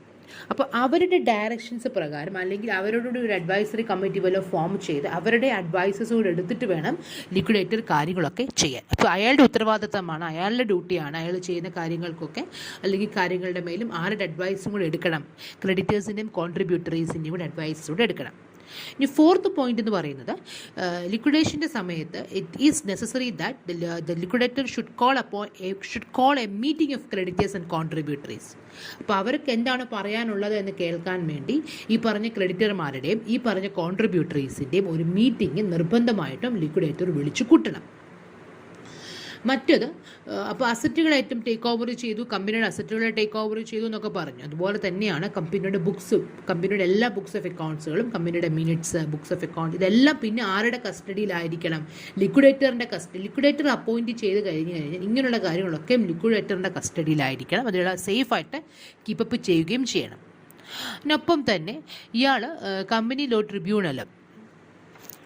ലോ ട്രിബ്യൂണലിന് എല്ലാ വർഷവും at least not less than twice each year എന്ന് പറയുന്നത് 6 മാസം കൂടുമ്പോഴെങ്കിലും ഇതുമായി ബന്ധപ്പെട്ട ഇയാൾ നടത്തിയിരിക്കുന്ന എല്ലാ റെസിപ്റ്റ്സും പേയ്മെൻറ്റ്സിൻ്റെയും അക്കൗണ്ടുകൾ ഡ്യൂപ്ലിക്കേറ്റ് ആയിട്ട് തന്നെ പ്രിസ്ക്രൈബ്ഡ് ഫോം ഡ്യൂപ്ലിക്കേറ്റ് ആയിട്ട് തന്നെ 2 എണ്ണമായിട്ട് പ്രിസ്ക്രൈബ്ഡ് ഫോമിൽ പ്രോപ്പറായിട്ട് വെരിഫൈഡ് ആയിട്ടുള്ള ഒരു ഡിക്ലറേഷൻ ആർക്ക് സബ്മിറ്റ് ചെയ്തിരിക്കണം? Company law tribunal. പറയുന്നത് ട്വൈസ് ഈച്ച് ഇയർ എന്ന് പറയുന്നത് 6 മാസം കൂടുമ്പോഴെങ്കിലും ഇയാൾ നടത്തിയിരിക്കുന്ന ലിക്വിഡേഷനുമായി ബന്ധപ്പെട്ട് നടത്തിയിരിക്കുന്ന എല്ലാ റെസിപ്റ്റ്സിനും എല്ലാ പേയ്മെൻറ്റ്സിൻ്റെയും അക്കൗണ്ടുകൾ പ്രോപ്പറായിട്ട് കമ്പനി ലോ ട്രിബ്യൂണലിൻ്റെ കയ്യിലേക്ക് ഏൽപ്പിക്കണം.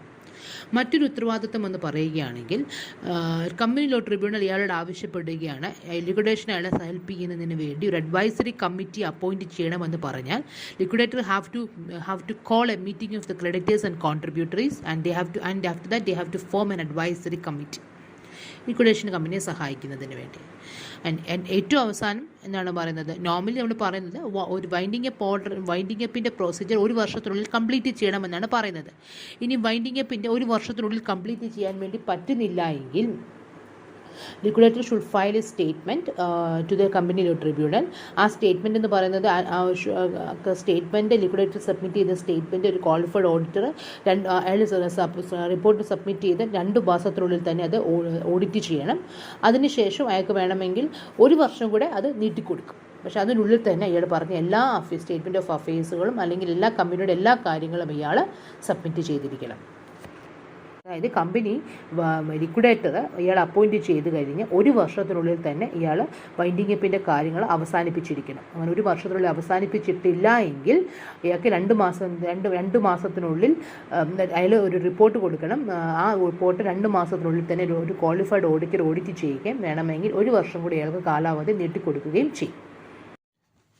അടുത്തത് powers and duties of A liquidator in compulsory winding up. ഒരു വൈൻഡിങ് അപ്പ് കമ്പൽസറി ആയിട്ടാണ് വൈൻഡ് അപ്പ് ചെയ്യുന്നുവെങ്കിൽ ആ സമയത്ത് ലിക്വിഡേറ്ററിൻ്റെ പവേഴ്സും ലിക്വിഡേറ്ററിൻ്റെ ഡ്യൂട്ടീസും. അപ്പോൾ നമുക്കറിയാം കമ്പൽസറി വൈൻഡിങ് അപ്പിൻ്റെ കേസ് അറിയാം which is performed under the strict directions from the company law tribunal അല്ലേ. അപ്പോൾ കമ്പനി ലോ ട്രിബ്യൂണലാണ് ഒഫീഷ്യൽ ലിക്വിഡേറ്ററിനെയൊക്കെ നമ്മളിവിടെ അപ്പോയിൻറ്റ് ചെയ്യുന്നത്. അപ്പോൾ കമ്പനീസ് ആക്ടിനകത്ത് വ്യക്തമായിട്ട് പറയുന്നുണ്ട് ഒരു winding up compulsory winding up ആണെങ്കിൽ ആ സമയത്ത് അപ്പോയിൻറ്റ് ചെയ്യുന്ന ലിക്വിഡേറ്ററിൻ്റെ പവേഴ്സും ഡ്യൂട്ടീസും എന്താണ് എന്നുള്ളത്. ആദ്യത്തെ ആളുടെ പവറിനെ കുറിച്ച് പറയുകയാണെങ്കിൽ first power is to carry the business of the company. ഇപ്പം ചിന്തിച്ച് നോക്കിക്കേ, ഈ കമ്പനി വൈൻഡപ്പ് കമ്പൽസറി വൈൻഡിങ് അപ്പിന് വേണ്ടി തീരുമാനിച്ചപ്പം ലിക്വിഡേറ്റർ അവിടെ കടന്നു വന്നു അല്ലേ. അപ്പോൾ ആ കടന്നു വന്ന ലിക്വിഡേറ്ററിൻ്റെ കമ്പനിയുടെ ബിസിനസ് മുൻപോട്ട് കൊണ്ടുപോകാൻ സാധിക്കും. And which as far as which is necessary for the beneficiary of the winding up of the company. അപ്പോൾ എപ്പോഴും ഓർക്കുക, ഇയാൾ വൈൻഡപ്പ് ചെയ്യാൻ വേണ്ടി വന്ന വ്യക്തിയാണ്. അപ്പോൾ വൈൻഡപ്പ് ചെയ്യുന്നത് ആ ലാസ്റ്റ് സ്റ്റേജ് വരെ വേണമെങ്കിൽ ബിസിനസ് വേണമെങ്കിൽ ഇയാൾക്ക് മുൻപോട്ട് കൊണ്ടുപോകാം. ബട്ട് എപ്പോഴും ഓർക്കുക, അത് ഏതിൻ്റെ ബെനിഫിഷ്യലിന് വേണ്ടി ആയിരിക്കണം? വൈൻഡിങ് അപ്പിൻ്റെ ബെനിഫിഷ്യലിന് വേണ്ടി വേണമെങ്കിൽ ആ ബിസിനസ്സുമായിട്ട് അയാൾക്ക് മുൻപോട്ട് കൊണ്ടുപോകാം.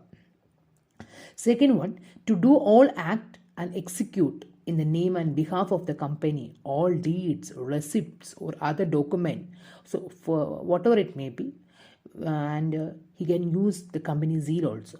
കമ്പനിയുടെ സീൽ അയാൾക്ക് വേണമെങ്കിൽ ഉപയോഗിക്കാം. അതുപോലെ തന്നെ കമ്പനിയുമായി ബന്ധപ്പെട്ട എല്ലാ ഡോക്യുമെൻറ്റ് ഡീഡ്സുകൾ, എല്ലാ റെസിപ്റ്റ്സുകൾ, ഡോക്യുമെൻറ്റ്സുകൾ ഇങ്ങനെയുള്ളതൊക്കെ പ്രിപ്പയർ ചെയ്യാനും കമ്പനിക്ക് വേണ്ടി ഇതൊക്കെ പ്രിപ്പയർ ചെയ്യാനും ഇതൊക്കെ എക്സിക്യൂട്ട് ചെയ്യാനുമുള്ള പവറും അയാൾക്കുണ്ട്. He have the third one, he can sell the immobile or movable properties of the company. Winding അപ്പിനുമായി ബന്ധപ്പെട്ട മോബിളോ ഇമ്മോബിൾ പ്രോപ്പർട്ടീസ് വിൽക്കാം. അതുപോലെ തന്നെ കമ്പനിയുടെ എന്തെങ്കിലും അണ്ടർടേക്കിങ്സ് ഉണ്ടെങ്കിൽ അത് വിൽക്കാം. He have the power to sell the whole of the undertaking of the company as a going concern. വേണമെങ്കിൽ കമ്പനി മുഴുവനായിട്ട് വേണമെങ്കിലും അയാൾക്ക് വിൽക്കാം. അടുത്തത് അയാൾക്ക് വേണമെങ്കിൽ കമ്പനിയുടെ അസറ്റിൻ്റെ സെക്യൂരിറ്റിയിൽ എമൗണ്ടുകൾ മണി റേസ് ചെയ്യാൻ സാധിക്കും. അതുപോലെ തന്നെ കമ്പനിക്ക് വേണമെങ്കിൽ കമ്പനിയുടെ പേരിൽ മറ്റൊരു വ്യക്തിക്കെതിരെ കേസ് കൊടുക്കാനും, അല്ലെങ്കിൽ കമ്പനിക്കെതിരെ കേസ് കൊടുത്തിട്ടുണ്ടെങ്കിൽ ആ കാര്യങ്ങൾ ഡിഫെൻഡ് ചെയ്യാനും കമ്പനിക്ക് വേണ്ടി ഇത് കോടതിയും കാര്യങ്ങളൊക്കെ വരികയാണ്. അത് what ever it may be, civil or criminal, ഏത് കേസ് വേണമെങ്കിലും ആ കാര്യങ്ങളൊക്കെ ഇൻസ്റ്റിറ്റ്യൂട്ട് ചെയ്യാനും ഡിഫെൻഡ് ചെയ്യാനുമുള്ള പവർ ഇയാൾക്കുണ്ട്. അതുപോലെ തന്നെ കമ്പനിയുടെ ക്രെഡിറ്റേഴ്സിൻ്റെയും എംപ്ലോയീസിൻ്റെയും അല്ലെങ്കിൽ മറ്റെന്തെങ്കിലും ക്ലെയിമെൻ്റ് ഉണ്ടെങ്കിൽ അത്തരം അവരുടെയൊക്കെയും ആ ക്ലെയിമുകളൊക്കെ അവരുടെ സെറ്റിൽ ചെയ്യാൻ, അല്ലെങ്കിൽ അവർ ക്ലെയിം നൽകാൻ വേണ്ടി അവരെ ഇൻവൈറ്റ് ചെയ്യാനും, അങ്ങനെ ക്ലെയിം വരികുമ്പോൾ സമയത്ത് സെറ്റിൽ ചെയ്യാനും, പ്രയോറിറ്റിയുടെ ബേസിസിൽ സെറ്റിൽ ചെയ്യാനുമുള്ള പവറുണ്ട്. അതുപോലെ തന്നെ കമ്പനിയുമായി ബന്ധപ്പെട്ട എന്ത് റെക്കോർഡ്സും റിട്ടേൺസും ഒക്കെ ഇൻസ്പെക്ട് ചെയ്യാനും, അതിപ്പോൾ രജിസ്ട്രാറിൻ്റെ കയ്യിലാണെങ്കിൽ പോലും അല്ലെങ്കിൽ മറ്റേതെങ്കിലും അതോറിറ്റിയുടെ കയ്യിലാണെങ്കിൽ പോലും അവിടെ ചെന്ന് വേണമെങ്കിലും കമ്പനിയുടെ എന്ത് റിപ്പോർട്ടുകളും അത് ഇൻസ്പെക്ട് ചെയ്യാനുള്ള റൈറ്റുണ്ട്. അതുപോലെ തന്നെ എന്തെങ്കിലും കോൺട്രിബ്യൂട്ടറീസിനുണ്ട്. നമുക്കറിയാം, കോൺട്രിബ്യൂട്ടറി പറയുന്നത് കമ്പനി വൈൻഡപ്പ് ചെയ്യുന്ന സമയത്ത് ഞങ്ങൾ ഇത്ര എമൗണ്ട് തന്നേക്കാമെന്ന് ഉറപ്പ് നൽകിയവരാണ് കോൺട്രിബ്യൂട്ടറി. അപ്പോൾ അങ്ങനെ എന്തെങ്കിലും കോൺട്രിബ്യൂട്ടറീസ് ഉണ്ട്. സപ്പോസ് അത്രയും കോൺട്രിബ്യൂട്ടറീസ് എന്തെങ്കിലും ഇൻസോൾവെൻ്റ് ആയി പോവുകയാണെങ്കിൽ അയാളുടെ എസ്റ്റേറ്റിൽ നിന്ന് നമുക്ക് മേടിക്കാമല്ലോ. അപ്പോൾ അങ്ങനെ ഉണ്ടെങ്കിൽ ആ കോൺട്രിബ്യൂട്ടറീസിൽ നിന്ന് എമൗണ്ട് മേടിച്ചെടുക്കാനുള്ള റൈറ്റ് ഉണ്ട്. അപ്പോൾ ഇങ്ങനെ അതുപോലെ തന്നെ ആവശ്യമുണ്ടെങ്കിൽ പ്രൊഫഷണൽ ആയിട്ടുള്ള അസിസ്റ്റൻസ്, പ്രൊഫഷണലി ക്വാളിഫൈഡ് ആയിട്ടുള്ള ആളുകളുടെ പ്രൊഫഷണൽ അസിസ്റ്റൻസ് അയാൾക്ക് മേടിക്കാം. അതുപോലെ തന്നെ കമ്പനിയുടെ പേരിൽ നെഗോഷ്യബിൾ ഇൻസ്ട്രുമെൻറ്റ്സുകൾ, ബിൽ ഓഫ് എക്സ്ചേഞ്ചോ ചെക്കോ ഹുണ്ടീസോ ഇങ്ങനെയുള്ള നെഗോഷ്യബിൾ ഇൻസ്ട്രുമെൻറ്റ്സ് ഒക്കെ ഉണ്ടാക്കാനും എൻഡോസ് ചെയ്യാനും അക്സെപ്റ്റ് ചെയ്യാനുമുള്ള റൈറ്റ് ഉണ്ട്. അപ്പോൾ ഇതുമായി അപ്പോൾ നമുക്കറിയാം, ശരിക്കും കമ്പൽസറി വൈൻഡിങ് അപ്പിൻ്റെ സമയത്ത് ഒഫീഷ്യൽ ലിക്വിഡേറ്റർ കമ്പനിയുടെ മുഴുവൻ കാര്യങ്ങളും ഏറ്റെടുക്കുക. അപ്പോൾ കമ്പനിയുമായി ബന്ധപ്പെട്ട് ഇയാൾക്ക് എന്തും ചെയ്യാം.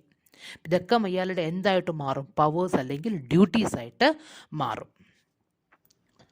അപ്പോൾ അതുപോലെ തന്നെ എപ്പോഴും ഓർക്കുക, എപ്പോഴാണ് കമ്പൽസറി വൈൻഡിങ് അപ്പ് തുടങ്ങുന്നു എന്ന് ചോദിച്ചാൽ, നമ്മൾ കമ്പൽസറി വൈൻഡ് അപ്പ് ചെയ്യാൻ വേണ്ടി പെറ്റീഷൻ കൊടുക്കത്തില്ല. ആ പെറ്റീഷൻ കൊടുക്കുന്ന അപ്പോൾ മുതൽ തൊട്ട് കമ്പൽസറി വൈൻഡിങ് അപ്പിൻ്റെ പ്രവർത്തനങ്ങൾ കമ്പനി ആരംഭിക്കും.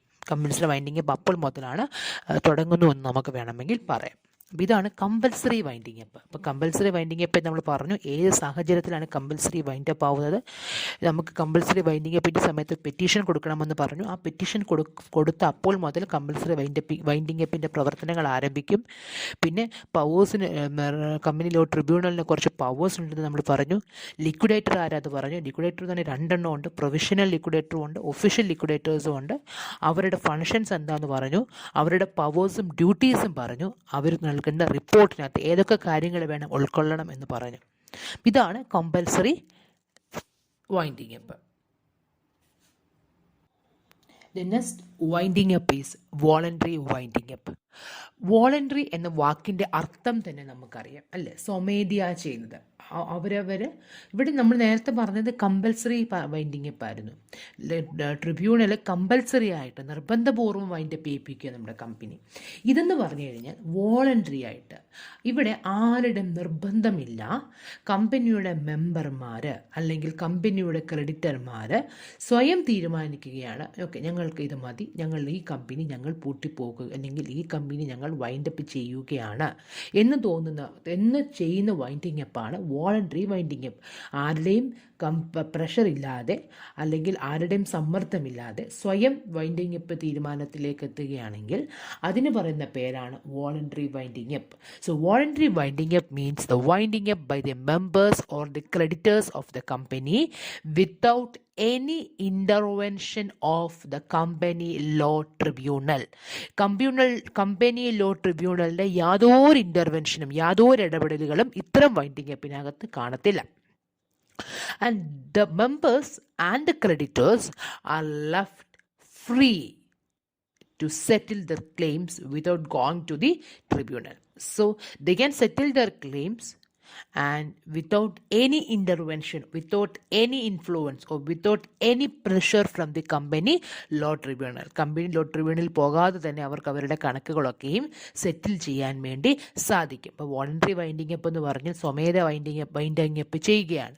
പക്ഷേ ഇവിടെ ആരാ വൈൻഡിങ് അപ്പ് ചെയ്യുന്നത്? കമ്പനിയുടെ മെമ്പർമാർ അല്ലെങ്കിൽ കമ്പനിയുടെ ക്രെഡിറ്റർമാർ. കമ്പനിയുടെ ട്രിബ്യൂണലിൻ്റെ ഇൻ്റർവെൻഷൻ ഇല്ലാതെയുള്ള വൈൻഡിങ് അപ്പിന് പറയുന്ന പേരാണ് വോളണ്ടറി വൈൻഡിങ് അപ്പ്. ഇനി ഏതൊക്കെ സാഹചര്യങ്ങളിലാണ് വോളണ്ടറി വൈൻഡിങ് അപ്പിൻ്റെ സാഹചര്യം അല്ലെങ്കിൽ സിറ്റുവേഷൻ ഉണ്ടാകുന്നത്? നമുക്ക് കമ്പനിയുടെ വൈൻഡിങ് അപ്പ് രണ്ട് രീതിയിൽ നടത്താം. ഒന്നെങ്കിൽ ഒരു ഓർഡിനറി റെസൊല്യൂഷൻ പാസ്സാക്കിയും ഒരു സ്പെഷ്യൽ റെസൊല്യൂഷൻ പാസ്സാക്കിയും ചെയ്യാം. ഇനി രണ്ട് സാഹചര്യങ്ങളിലാണ് നമ്മൾ ഓർഡിനറി റെസൊല്യൂഷൻ പാസ്സാക്കേണ്ടത്. ഇനി അല്ലാതെയുള്ള മറ്റ് സാഹചര്യങ്ങളിൽ നമ്മൾ സ്പെഷ്യൽ റെസൊല്യൂഷൻ പാസ്സാക്കി വേണം ഈ കമ്പനി വൈൻഡപ്പ് ചെയ്യാൻ. അതായത് കമ്പനി നമുക്ക് ഞാൻ പറഞ്ഞില്ല, ഇപ്പോൾ ഞാനൊരു കമ്പനി നടത്തിക്കൊണ്ടിരിക്കുകയാണ്. ഞാൻ ഇന്ന് ചിന്തിക്കുക എനിക്ക് മതി, കമ്പനിയുടെ പ്രവർത്തനങ്ങളൊക്കെ മതി. ഇനി ഞാൻ ചിന്തിച്ച് ഞാൻ തീരുമാനിക്കുകയാണ് കമ്പനി വൈൻഡപ്പ് ചെയ്തേക്കാം. അതേത് വൈൻഡിങ് അപ്പാണ്? Voluntary winding up. അപ്പോൾ ഇത് രണ്ട് സാഹചര്യങ്ങളുണ്ട്. ഒന്നൊരു ഓർഡിനറി റെസൊല്യൂഷനും ഒരു സ്പെഷ്യൽ റെസൊല്യൂഷനും പാസ്സാക്കി നമുക്ക് ചെയ്യാം. അപ്പോൾ നോർമലി എല്ലാം ചെയ്യുന്നത് സ്പെഷ്യൽ റെസൊല്യൂഷൻ പാസ്സാക്കിയാണ് കമ്പനി വൈൻഡപ്പ് ചെയ്യുന്നത്. എന്നാൽ രണ്ട് സാഹചര്യങ്ങളിലാണ് കമ്പനി വൈൻഡപ്പ് ചെയ്യുന്നുവെങ്കിൽ ആ രണ്ട് സാഹചര്യങ്ങളിൽ ഏത് റെസൊല്യൂഷൻ പാസ്സാക്കിയാൽ മതി? ഓർഡിനറി റെസൊല്യൂഷൻ പാസ്സാക്കിയാൽ മതി. ഒന്നാമത്തെ സാഹചര്യം എന്ന് പറയുന്നത് കമ്പനിയുടെ ആർട്ടിക്കിൾസ് ഓഫ് അസോസിയേഷനകത്ത് പറഞ്ഞിട്ടുണ്ടായിരുന്നു ഈ കമ്പനി നിലവിൽ വന്നിരിക്കുന്നത് ഇത്ര നാളത്തേക്കാണ്, അല്ലെങ്കിൽ കമ്പനിയുടെ ഡ്യൂറേഷൻ പറഞ്ഞിട്ടുണ്ടായിരുന്നുവെങ്കിൽ, അല്ലെങ്കിൽ ഒരു പെർട്ടിക്കുലർ ഡ്യൂറേഷൻ പറഞ്ഞിട്ടുണ്ടെങ്കിൽ ആ ഡ്യൂറേഷൻ കഴിയുമ്പോൾ ഓട്ടോമാറ്റിക്കായിട്ട് തന്നെ കമ്പനി വൈൻഡപ്പ് ചെയ്യേണ്ട സാഹചര്യം വരും. അല്ലെങ്കിൽ കമ്പനിയുടെ ആർട്ടിക്കിൾസ് ഓഫ് അസോസിയേഷനിൽ പറഞ്ഞിട്ടുണ്ട് ഒരു പർട്ടിക്കുലർ ഇവൻറ്റ് പറഞ്ഞിട്ടുണ്ട്, ഇന്ന ഇവൻറ്റ് സംഭവിക്കുകയാണെങ്കിൽ ഈ കമ്പനി വൈൻഡപ്പ് ചെയ്യണം, അല്ലെങ്കിൽ ഇന്ന സാഹചര്യം ഉണ്ടാവുകയാണെങ്കിൽ ഈ കമ്പനി വൈൻഡപ്പ് ചെയ്യണം ഒരു സാഹചര്യത്തെക്കുറിച്ച് പറഞ്ഞിട്ടുണ്ടെങ്കിൽ ആ സാഹചര്യം യഥാർത്ഥത്തിൽ വരികയാണെങ്കിൽ ഈ കമ്പനി എന്തായി മാറണം? വൈൻഡപ്പ് ചെയ്യണം. അപ്പോൾ സമയം ഉണ്ടെങ്കിൽ സമയം എക്സ്പയർ ആവുന്ന സമയത്തോ അല്ലെങ്കിൽ എന്തെങ്കിലും ഇവൻ്റ് ഉണ്ടെങ്കിൽ ഇവൻ്റ് ഒക്കറാവുന്ന സമയത്തോ കമ്പനി എന്താക്കണം? വൈൻഡപ്പ് ചെയ്യണം. ഏത് തരം റെസൊല്യൂഷൻ അപ്പോൾ പാസ്സാക്കിയാൽ മതി? Ordinary resolution. മറ്റുള്ള എല്ലാ സാഹചര്യങ്ങളിലും നമ്മൾ ഏത് റെസൊല്യൂഷൻ പാസ്സാക്കണം? സ്പെഷ്യൽ റെസൊല്യൂഷൻ പാസ്സാക്കണം. ഇനി അടുത്തത് വോളണ്ടറി വൈൻഡിങ് അപ്പ് നമ്മൾ ചെയ്യുന്ന സമയത്ത് നമ്മളൊരു ഡിക്ലറേഷൻ കൊടുക്കും. നമ്മൾ എന്ന് പറഞ്ഞാൽ കമ്പനിയുടെ ഡയറക്ടർമാർക്ക് ആർക്ക് കൊടുക്കും ഡിക്ലറേഷൻ? കമ്പനിയുടെ രജിസ്ട്രാർക്ക് ഒരു ഡിക്ലറേഷൻ കൊടുക്കും. ആ ഡിക്ലറേഷന് പറയുന്ന പേരാണ് ഡിക്ലറേഷൻ ഓഫ് സോൾവൻസി. ഇൻസോൾവൻസി അല്ല, ഡിക്ലറേഷൻ ഓഫ് സോൾവൻസി. അതായത് കമ്പനി വൈൻഡപ്പ് ചെയ്യാൻ അതായത് കമ്പനി വോളണ്ടറി ആയിട്ട് വൈൻഡപ്പ് ചെയ്യാൻ വേണ്ടി പോവുകയാണ് അല്ലേ. അപ്പോൾ കമ്പനിയുടെ ഡയറക്ടർമാർ, ഇപ്പോൾ ഒരു ഡയറക്ടർ ഉണ്ടെങ്കിൽ ഒരു ഡയറക്ടർ, ഇപ്പോൾ രണ്ടിൽ കൂടുതൽ ഡയറക്ടേഴ്സ് ഉണ്ടെങ്കിൽ മജോറിറ്റി ഡയറക്ടേഴ്സും കൂടെ ഒന്നിച്ചുകൂടി ഒരു ഡിക്ലറേഷൻ, ഒരു അഫിഡവിറ്റ് പോലെ ഉണ്ടാക്കണം. അഫിഡവിറ്റ് എന്ന സത്യപ്രസ്താവന അല്ലേ, ഒരു അഫിഡവിറ്റ് പോലെ ഉണ്ടാക്കിയിട്ട് പറയണം അവരിങ്ങനെ ഒരു ഡിക്ലറേഷൻ ഇങ്ങനെ പ്രിപ്പയർ ചെയ്യണം. ഡിക്ലറേഷൻ ഇങ്ങനെയാണ് ചെയ്യേണ്ടത്. അങ്ങനത്തെ അവർ പറയണം അവർ കമ്പനിയുടെ കാര്യങ്ങളെല്ലാം, അഫയേഴ്സ് എല്ലാം പ്രോപ്പറായിട്ട് എൻക്വയറി ചെയ്തെന്നും കാര്യങ്ങളെല്ലാം കമ്പനിയുടെ കണക്കുകളും കാര്യങ്ങളെല്ലാം അവർ നോക്കിയെന്നും, എന്നാൽ അതിൻ്റെ അടിസ്ഥാനത്തിൽ ഈ കമ്പനിക്ക് യാതൊരു ബാധ്യതകളൊന്നും തന്നെ ഇല്ലെന്നും, ഇനി ബാധ്യതകളുള്ള കമ്പനികളാണെങ്കിൽ suppose if a company have any ഡെപ്റ്റ് എങ്കിൽ അങ്ങനെയെങ്കിൽ ഇങ്ങനെ പറയണം, കമ്പനിക്ക് ഒന്നുമില്ലെന്നും അല്ലെങ്കിൽ ബാധ്യതകളുണ്ടെങ്കിൽ കമ്പനിയുടെ നിലവിലുള്ള അസറ്റുകൾ വിറ്റാൽ ആ ബാധ്യതകൾ വീട്ടാൻ പറ്റുന്ന രീതിയിലുള്ള ബാധ്യതകളെ ആണെന്നും എന്നുള്ള കാര്യങ്ങൾ ആണെന്നുള്ള കാര്യം ആര് അഫിഡവിറ്റീസ് കൊടുക്കണം? ഡയറക്ടർമാർ കൊടുക്കണം. ഇത് കമ്പനി വൈൻഡപ്പ് ചെയ്യാനുള്ള റെസൊല്യൂഷൻ പാസ്സാക്കി 5 ആഴ്ചക്കുള്ളിൽ വേണം ഇത് കൊടുക്കാൻ. കമ്പനി വൈൻഡപ്പ് ചെയ്യാനുള്ള റെസൊല്യൂഷൻ പാസ്സാക്കി 5 ആഴ്ചയ്ക്കുള്ളിൽ ഈ അഫിഡവിറ്റ് കൊടുക്കണം. ഇത് കൊടുക്കേണ്ടത് രജിസ്ട്രാർക്കാണ്. രജിസ്ട്രാർക്ക് വേണ്ടി നമ്മൾ ഈ ഡിക്ലറേഷൻ കൊടുക്കുക. അപ്പോൾ ഡിക്ലറേഷൻ ഓഫ് സോൾവൻസി എന്ന് പറഞ്ഞാൽ എന്താണ്?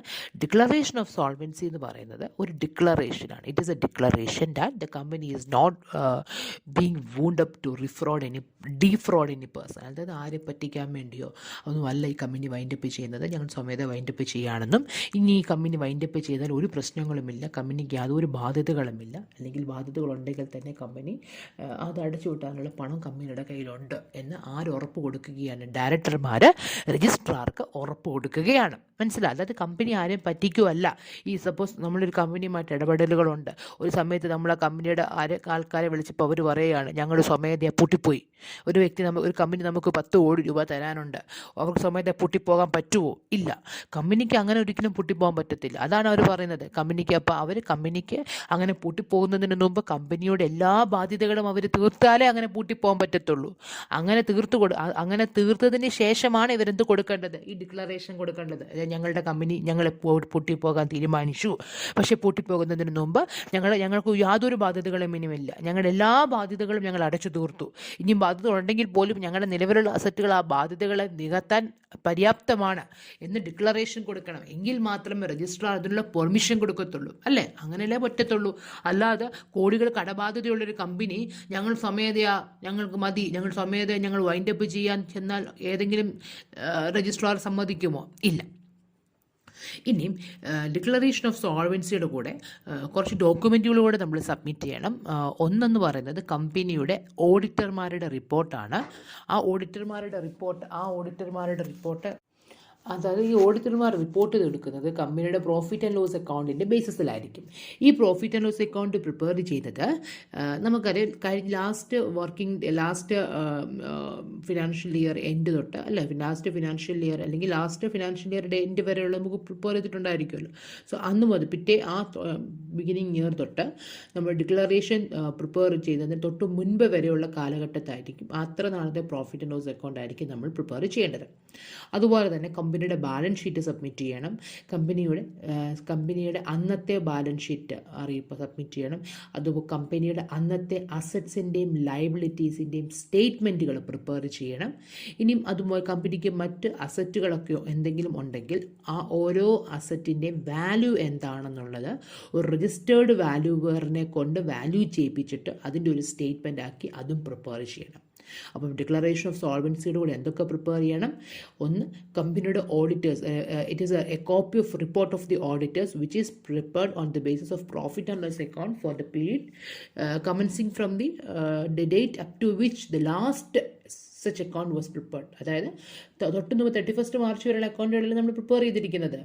അതായത് കഴിഞ്ഞ വർഷം നമ്മൾ ഫിനാൻഷ്യൽ ഇയർ 31 മാർച്ച് നമ്മൾ എന്തായാലും അക്കൗണ്ട് പ്രിപ്പയർ ചെയ്യും. അപ്പം അതിൻ്റെ പിറ്റേ ദിവസം തൊട്ട് 1 ഏപ്രിൽ തൊട്ട് മുമ്പിലത്തെ 1 ഏപ്രിൽ തൊട്ട് ഡിക്ലറേഷൻ നമ്മൾ പ്രിപ്പയർ ചെയ്യുന്നതിന് തൊട്ട് മുൻപിലത്തെ ഡേറ്റ് വരെയുള്ള പ്രോഫിറ്റ് ആൻഡ് ലോസ് അക്കൗണ്ടിൽ നിന്നുള്ള ഓഡിറ്ററിൻ്റെ റിപ്പോർട്ട്, അന്നത്തെ ദിവസത്തെ ഡിക്ലറേഷൻ സൈൻ ചെയ്ത് ഫില്ലപ്പ് ചെയ്യുന്ന ദിവസത്തെ ബാലൻസ് ഷീറ്റിൻ്റെ ബാലൻസ് ഷീറ്റ്, അന്നത്തെ അസറ്റ്സിൻ്റെയും ലൈബിലിറ്റീസിൻ്റെയും സ്റ്റേറ്റ്മെൻറ്റ്, അതുപോലെ തന്നെ കമ്പനിയുടെ അസറ്റ്സിൻ്റെ യഥാർത്ഥ വാല്യൂ ഒരു സ്റ്റേറ്റ്മെൻ്റ് ആക്കി രജിസ്റ്റേർഡ് വാല്യൂറിനെ കൊണ്ട് വാല്യൂ ചെയ്യിപ്പിച്ചിട്ട് അതിൻ്റെ റിപ്പോർട്ടും സബ്മിറ്റ് ചെയ്യണം.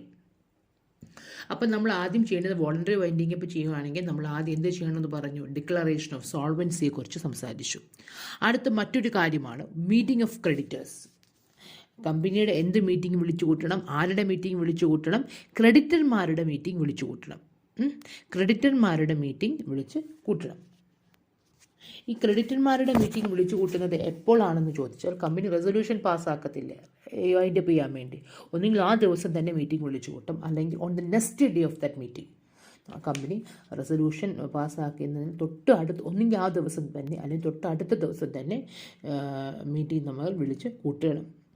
അതുപോലെ തന്നെ പ്രോപ്പറായിട്ടുള്ള നോട്ടീസ് കൊടുത്തിട്ടുള്ള രജിസ്റ്റേർഡ് പോസ്റ്റിലൂടെ തന്നെ എല്ലാ ക്രെഡിറ്റർമാർക്കും നോട്ടീസ് കൊടുത്തിട്ട് വേണം ഇത്തരം ഒരു നോട്ടീസ് വിളിച്ച് ഇത്തരം ഒരു മീറ്റിംഗ് വിളിച്ച് കൂട്ടാനും.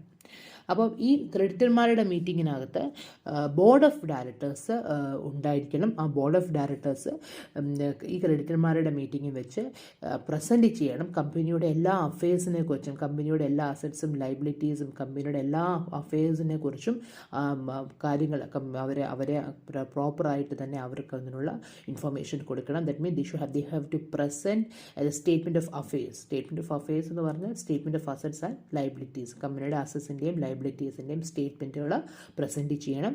അതുപോലെ തന്നെ കമ്പനിയുടെ ക്രെഡിറ്റർമാരുടെ ലിസ്റ്റ്, ഏതൊക്കെ കമ്പനിക്ക് എത്രയൊക്കെ ക്രെഡിറ്റേഴ്സ് ഉണ്ട്, ഏത് ക്രെഡിറ്റേഴ്സാണ് എന്നുള്ള ലിസ്റ്റ് കൊടുക്കണം. ഡിക്ലറേഷൻ ഓഫ് സോൾവൻസിയുടെ ഒരു കോപ്പി എല്ലാ ക്രെഡിറ്റർമാർക്കും കൊടുക്കണം. അതുപോലെ തന്നെ എന്തെങ്കിലും ക്ലെയിമുകളുണ്ടെങ്കിൽ ആ ക്ലെയിംസിൻ്റെ എസ്റ്റിമേറ്റഡ് എമൗണ്ടുകൾ കൊടുക്കണം. അതുപോലെ തന്നെ ഡയറക്ടർമാരിൽ ഒരു വ്യക്തിയെ ഈ പറഞ്ഞ മീറ്റിംഗ് പ്രിസൈഡ് ചെയ്യുന്നതിന് വേണ്ടി നമ്മൾ നേരത്തെ തിരഞ്ഞെടുത്ത് വെച്ചിരിക്കണം. മനസ്സിലായി ഞാൻ പറഞ്ഞത്? അതായത് ഈ ക്രെഡിറ്റർമാരെന്ന് പറഞ്ഞാൽ കമ്പനിക്ക് കമ്പനി പണം കൊടുക്കാനുള്ള വ്യക്തികളാണ് ക്രെഡിറ്റേഴ്സ്. ഈ കമ്പനി പൂട്ടിപ്പോയി കഴിഞ്ഞ് കഴിഞ്ഞാൽ പിന്നെ ഇവർക്ക് എക്സിസ്റ്റൻസ് ഇല്ല. അപ്പോൾ നമ്മൾ എന്ത് ചെയ്യണം? പൂട്ടി പോകുന്നതിന് മുമ്പ് തൊട്ടടുത്ത ദിവസം അല്ലെങ്കിൽ ആ ദിവസം തന്നെ അല്ലെങ്കിൽ തൊട്ടടുത്ത ദിവസം തന്നെ കമ്പനി ഇവരുടെ ഒരു മീറ്റിംഗ് വിളിച്ചു കൂട്ടണം. അവിടെ വെച്ച് കമ്പനിയുടെ കാര്യങ്ങളെല്ലാം അവരെ അറിയിക്കുകയും ക്രെഡിറ്റർമാരുടെ ഒരു ലിസ്റ്റ്, അതുപോലെ തന്നെ ഡിക്ലറേഷൻ ഓഫ് സോൾവൻസിയുടെ ഒരു കോപ്പിയും, ക്ലെയിമുകളുണ്ടെങ്കിൽ ക്ലെയിംസിൻ്റെ എസ്റ്റിമേറ്റഡ് എമൗണ്ടും ഒക്കെ നമ്മൾ അവർക്ക് മുമ്പിൽ പ്രസൻറ്റ് ചെയ്തിരിക്കണം. ഇനിയും ആ ക്രെഡിറ്റർമാരുടെ മീറ്റിംഗ് വെച്ച് നമ്മൾ ഈ കാര്യങ്ങളൊക്കെ പ്രസൻറ്റ് ചെയ്ത് അവിടെ ഡിസ്കഷൻ നടക്കുന്ന സമയത്ത് ടോട്ടൽ നമ്പർ ഓഫ് ക്രെഡിറ്റേഴ്സിൻ്റെ 2/3 ആളുകളും പറയുകയാണ് ഈ കമ്പനി വൈൻഡപ്പ് ചെയ്തോളൂ, ഈ കമ്പനി വോളണ്ടറി വൈൻഡപ്പ് ചെയ്യാതെ ഞങ്ങൾക്ക് സമ്മതമാണെന്ന് എത്ര പേരിൽ കൂടുതൽ പറയണം? 2/3 കൂടുതൽ പറയുകയാണെങ്കിൽ കമ്പനിക്ക് എന്ത് ചെയ്യാം? വോളണ്ടറി ആയിട്ട് തന്നെ വൈൻഡപ്പ് ചെയ്യാം.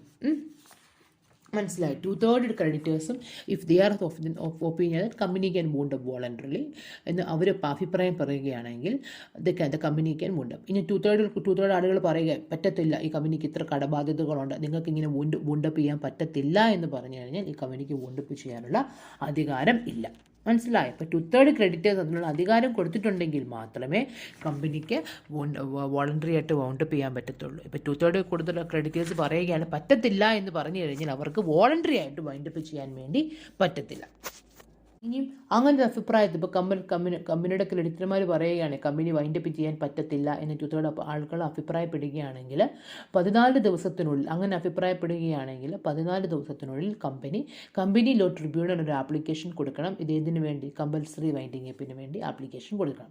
പിന്നെ കമ്പനി ലോ ട്രിബ്യൂണൽ ഈ കാര്യങ്ങളെ കുറിച്ച് ഏറ്റെടുക്കും. നമുക്ക് നേരത്തെ പറഞ്ഞതുപോലെ ലിക്വിഡേറ്റർ കടന്നു വരും, ലിക്വിഡേറ്റർ പിന്നെ കാര്യങ്ങളൊക്കെ നോക്കി അവിടെ ഏറ്റെടുക്കും. മനസ്സിലായോ? അതായത് എപ്പോഴും അവർക്ക് ക്രെഡിറ്റർമാരുടെ മീറ്റിങ്ങിൽ 2/3 ക്രെഡിറ്റേഴ്സ് സമ്മതിച്ചിട്ടുണ്ടെങ്കിൽ മാത്രമേ ഇത് സാധ്യമാകത്തുള്ളൂ. 2/3 ക്രെഡിറ്റേഴ്സ് സമ്മതിച്ചിട്ടില്ല എങ്കിൽ, മോർ ദാൻ 2/3 ക്രെഡിറ്റേഴ്സ് സമ്മതിച്ചിട്ടില്ല എങ്കിൽ ഒരു കാരണവശാലും കമ്പനിക്ക് വോളണ്ടറി ആയിട്ട് വൈൻഡപ്പ് ചെയ്യാൻ വേണ്ടി പറ്റത്തില്ല. പിന്നെ അത് ആരുടെ കയ്യിലേക്ക് വരും? കമ്പനി ലോ ട്രിബ്യൂണലിൻ്റെ കയ്യിലേക്ക് വരും ആ കേസ്. അടുത്തത് നമുക്ക് എപ്പോൾ മുതലാണ് യഥാർത്ഥത്തിൽ വോളണ്ടറി വൈൻഡിങ് അപ്പ് സ്റ്റാർട്ട് ചെയ്യുന്നതെന്ന് ചോദിച്ചാൽ, എപ്പോഴാണോ വോളണ്ടറി വൈൻഡിങ് അപ്പ് ചെയ്യുന്നതിന് വേണ്ടിയിട്ടുള്ള റെസൊല്യൂഷൻ നമ്മൾ പാസ്സാക്കുന്നത് അന്ന് മുതൽ and from that date it's deemed to commence the voluntary winding up. That means the voluntary winding up shall be deemed to commence on the date of passing of the resolution for the voluntary winding up. അടുത്തത് നമ്മൾ നേരത്തെ പറഞ്ഞതുപോലെ തന്നെ ഏത് winding up ആണെങ്കിലും അവിടെ ഒരു liquidator വേണം. നമ്മളിനി വോളണ്ടറി വൈൻഡിങ് അപ്പ് ആണെങ്കിൽ നമുക്ക് പ്രോപ്പറായിട്ടുള്ള ഒരു വോളണ്ടറി വൈൻഡിങ് അപ്പ് നമ്മൾ ചെയ്യുകയാണ്. എന്തെങ്കിലും കമ്പനിയുടെ ക്രെഡിറ്റേഴ്സും 2/3 കൂടുതൽ ആൾക്കാരും ഈ കമ്പനി വൈൻഡപ്പ് ചെയ്യാൻ വേണ്ടി നമുക്ക് അതിനുള്ള പെർമിഷൻ തന്നിട്ടുണ്ടെങ്കിൽ നമ്മളൊരു കമ്പനി ലിക്വിഡേറ്ററിനെ അപ്പോയിൻറ്റ് ചെയ്യണം. നമുക്കറിയാം കമ്പനി ലിക്വിഡേറ്റേഴ്സിൻ്റെ ഒരു ലിസ്റ്റുണ്ട് സെൻട്രൽ ഗവൺമെൻറ്റിൻ്റെ കയ്യിൽ. ആ ഗവൺമെൻറ്റിൻ്റെ കയ്യിലുള്ള ആ ലിസ്റ്റിലുള്ള ആ പാനിലുള്ള ഒരാളെ നമുക്ക് അപ്പോയിൻറ്റ് ചെയ്യാൻ പറ്റത്തുള്ളൂ. അപ്പോൾ നമുക്ക് വേണമെങ്കിൽ അങ്ങനെ ഒരാളെ അപ്പോയിൻറ്റ് ചെയ്ത് ആ ലിക്വിഡേറ്റർ പിന്നെ കാര്യങ്ങളെല്ലാം ചെയ്യും. ഇനി വേറൊരു സാഹചര്യം നോക്കിക്കേ. ഇപ്പോൾ ഒരു സാഹചര്യം അവിടുത്തെ ക്രെഡിറ്റർമാരെ സമ്മതിച്ചിട്ടില്ല, ഈ കമ്പനി വൈൻഡപ്പ് ചെയ്യാൻ സമ്മതിച്ചിട്ടില്ല എങ്കിൽ ഞാൻ എന്ത് പറഞ്ഞു, ഏതിലേക്ക് പോകും? കമ്പനി ലോ ട്രിബ്യൂണലിൻ്റെ കയ്യിലേക്ക് പോകും. ഏതു തരം വൈൻഡിങ് അപ്പിലേക്ക് അത് മാറും? കമ്പൽസറി വൈൻഡിങ് അപ്പിലേക്ക് മാറും. അപ്പോൾ അങ്ങനെയെങ്കിൽ അത്തരം തരത്തിലുള്ള ലിക്വിഡേറ്റർ, നമ്മൾ കമ്പൽസറി വൈൻഡിങ് അപ്പിൻ്റെ സമയത്ത് നമ്മൾ അപ്പോയിൻറ്റ് ചെയ്ത ലിക്വിഡേറ്ററിൻ്റെ രീതിയിലാണ് വേണം അവിടുത്തെ ലിക്വിഡേറ്റർ പ്രവർത്തിക്കേണ്ടത്. എപ്പോൾ ക്രെഡിറ്റർമാർ സമ്മതം നൽകുന്നില്ല എങ്കിൽ അത് കമ്പൽസറി വൈൻഡിങ് അപ്പിൻ്റെ പരിധിയിൽ വരും. അത് അപ്പോൾ ഏത് ലിക്വിഡേറ്റർ ആയിരിക്കും? അപ്പോൾ നോർമലി നമുക്ക് അറിയാമല്ലോ, അന്നത്തെ കമ്പൽസറി വൈൻഡിങ് അപ്പിൻ്റെ ലിക്വിഡേറ്റർ ആയിരിക്കും അവിടെ അപ്പോയിൻറ്റഡ് ആവുന്നത്. ഇനി അവിടെ അപ്പോയിൻറ്റഡ് ആവുന്നില്ല എങ്കിൽ എപ്പോഴും ഓർക്കുക, ഇനിയും നമുക്ക് കമ്പനി ലിക്വിഡേറ്ററിനെ അപ്പോയിൻറ്റ് ചെയ്തിട്ടില്ല എങ്കിൽ അങ്ങനെയുള്ള സാഹചര്യത്തിൽ ക്രെഡിറ്റർക്ക് വേണമെങ്കിലും സ്വമേധയാ ഒരു ലിക്വിഡേറ്ററിനെ അപ്പോയിൻറ്റ് ചെയ്യാൻ വേണ്ടി പറ്റും. അപ്പം വോളണ്ടറി വൈൻഡിങ് അപ്പിൻ്റെ സമയത്ത് നോർമലായിട്ട് നടക്കുകയാണ്. അതായത് കമ്പൽസറി വോളണ്ടറി വൈൻഡിങ് അപ്പ് ചെയ്യാൻ തീരുമാനിച്ചു. കമ്പനിയുടെ ഡയറക്ടേഴ്സിൻ്റെ അല്ലെങ്കിൽ കമ്പനിയുടെ ക്രെഡിറ്റേഴ്സിൻ്റെ 2/3 ക്രെഡിറ്റേഴ്സും ഒക്കെ അതിന് സമ്മതം മൂളിയിട്ടുണ്ടെങ്കിൽ the company will wind up voluntary. At that time we have to appoint a liquidator from the panel of liquidators. അപ്പോൾ അങ്ങനെയെങ്കിൽ അത്തരം ലിക്വിഡേറ്റേഴ്സ് വോളണ്ടറി വൈൻഡിങ് അപ്പ് ചെയ്യുന്ന സമയത്തെ കമ്പനി ലിക്വിഡേറ്ററിൻ്റെ പവേഴ്സും ഡ്യൂട്ടീസും എന്തൊക്കെയാണ്? ഒന്നാമത്തെ പവർ എന്ന് പറഞ്ഞാൽ the first power or first duties, they have to perform all the functions and they have to discharge the duties which is determined by the company or the creditors as the duty of the liquidator എന്ന സ്ഥാനത്ത് നിൽക്കുന്ന ഒരു വ്യക്തി ചെയ്യുന്ന എല്ലാ ഫങ്ഷൻസും എല്ലാ ഡ്യൂട്ടീസും discharge ചെയ്യേണ്ട ആരുടെ ഉത്തരവാദിത്തമാണ്? കമ്പനി ലിക്വിഡേറ്ററിൻ്റെ ഉത്തരവാദിത്തമാണ്. സെക്കൻഡ് വൺ, ഇയാൾ കോൺട്രിബ്യൂട്ടറീസിൻ്റെ ഒരു ലിസ്റ്റ് സെറ്റിൽ ചെയ്യണം. ആരാ കോൺട്രിബ്യൂട്ടറീസ് എന്ന് പറഞ്ഞാൽ they are the persons who give permission, who give an assurance that they will give this much amount at the time when the company is wound up. ഞങ്ങൾ company wind up ചെയ്യുന്ന സമയത്ത് ഇത്ര amount തന്നേക്കാം എന്ന് പറഞ്ഞുകൊണ്ട് കമ്പനിക്ക് ഉറപ്പ് നൽകുന്ന ആളുകളാണ് കോൺട്രിബ്യൂട്ടറീസ്. അപ്പം കമ്പനി ലിക്വിഡേറ്ററിൻ്റെ ഒരു ഡ്യൂട്ടിയാണ് കോൺട്രിബ്യൂട്ടറീസിൻ്റെ ഒരു ലിസ്റ്റ് തയ്യാറാക്കുക എന്നുള്ളത്.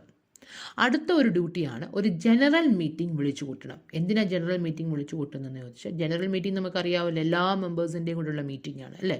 ഒരു ജനറൽ മീറ്റിംഗ് വിളിച്ചു കൂട്ടണം. എന്തിനു വേണ്ടിയാണെന്ന് ചോദിച്ചാൽ, ഒരു കമ്പനി വൗണ്ടപ്പ് ചെയ്യുന്നതിന് വേണ്ടിയിട്ടുള്ള സാങ്ഷൻ ഒബ്റ്റെയിൻ ചെയ്യുന്നതിന് വേണ്ടി ഒരു ജനറൽ മീറ്റിംഗ് നമ്മൾ വിളിച്ചു കൂട്ടണം. അവിടെ വെച്ച് ഓർഡിനറിയോ സ്പെഷ്യൽ റെസൊല്യൂഷനോ പാസ്സാക്കി അവിടെ വെച്ച് അവർക്ക് കാര്യങ്ങൾ തീരുമാനിക്കുന്നതിന് വേണ്ടി ഒരു ജനറൽ മീറ്റിംഗ് വിളിച്ചു കൂട്ടണം. അടുത്ത ആളുടെ ഡ്യൂട്ടി എന്ന് പറയുന്നത് he have to maintain books of account in the manner in which it is prescribe and the members and the creditors and any officer of the company authorized by the central government can inspect such books of account. ലിക്വിഡേറ്ററിൻ്റെ ഉത്തരവാദിത്തമാണ് കമ്പനിയുമായി ബന്ധപ്പെട്ട രീതിയിലുള്ള എല്ലാ books of അക്കൗണ്ട്സുകളും പറഞ്ഞ് prescribed ഫോമിൽ prepare ചെയ്യുക എന്നുള്ളതും, ആ പറഞ്ഞ ലിക്വിഡേറ്റർ പ്രിപ്പയർ ചെയ്യുന്ന ബുക്സ് ഓഫ് അക്കൗണ്ട്സ് കമ്പനിയുടെ മെമ്പർമാർക്കോ ക്രെഡിറ്റർമാർക്കോ സെൻട്രൽ ഗവൺമെൻറ് ഓതറൈസ് ചെയ്ത ഓഫീസർക്ക് ആർക്ക് വേണമെങ്കിലും ഇൻസ്പെക്ട് ചെയ്യാൻ വേണ്ടി സാധിക്കും. അടുത്തൊരു ഡ്യൂട്ടി എന്ന് പറയുന്നത് he have to prepare some quarterly statement of accounts. Quarterly ആയിട്ടാണ് സ്റ്റേറ്റ്മെൻറ്റുകൾ പ്രിപ്പയർ ചെയ്യേണ്ടത്.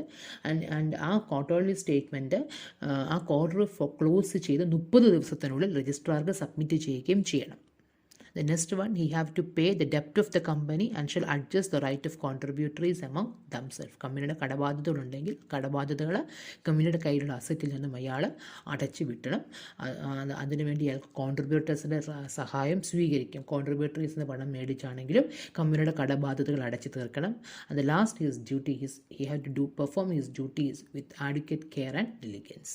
പ്രോപ്പറായിട്ടുള്ള കെയറും ഡെലിഗൻസും വെച്ച് വേണം കാര്യങ്ങൾ ചെയ്യാൻ. ഇത് ആരുടെ ഡ്യൂട്ടിയാണ്?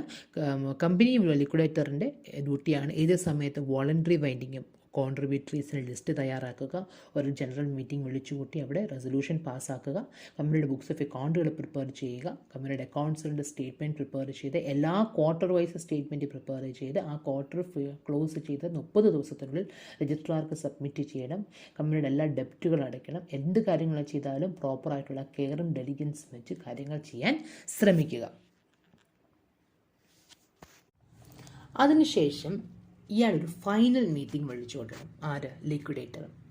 ലിക്വിഡേറ്റർ വൈൻഡിങ് അപ്പിൻ്റെ കാര്യങ്ങളെല്ലാം നടത്തി കഴിഞ്ഞ് കമ്പനിയുടെ എല്ലാ ബാധ്യതകളും അടച്ചു, കമ്പനിയുടെ അഫയേഴ്സുകളെല്ലാം പ്രിപ്പയർ ചെയ്ത് കമ്പനിയുടെ ബാധ്യതകളെല്ലാം അടച്ചു തീർത്തുവെങ്കിൽ, അതായത് കമ്പനിയുടെ എല്ലാ പ്രോപ്പർട്ടീസും അസറ്റ്സുകളും എല്ലാം ഡിസ്പോസ് ചെയ്ത് കമ്പനിയുടെ എല്ലാ ബാധ്യതകളും ഇയാൾ തീർത്തുവെങ്കിൽ ഏറ്റവും അവസാനം ക്രെഡിറ്റർമാരോടും അതുമായി ബന്ധപ്പെട്ട് അവരും സാറ്റിസ്ഫൈഡായി, അവരും ക്രെഡിറ്റർമാരുടെ ക്ലെയിമുകളും എല്ലാം കൊടുത്തു. അതായത് കമ്പനിക്ക് ഇനി ഒന്നുമില്ല, കമ്പനിയുടെ എല്ലാ അസറ്റുകളും കമ്പനിയുടെ എല്ലാ കാര്യങ്ങളും വിറ്റു, പ്രോപ്പർട്ടികളെല്ലാം ഡിസ്പോസ് ചെയ്തു, കമ്പനിയുടെ എല്ലാ കടബാധ്യതകളും തീർത്തു, എല്ലാ ക്രെഡിറ്റർമാരുടെ കണക്കുകളും തീർത്തു. ഇങ്ങനെയെങ്കിൽ ഇതാണ് അവസാനം ഇയാൾക്കൊരു ഫൈനൽ മീറ്റിംഗ് വിളിച്ചു കൂട്ടാം.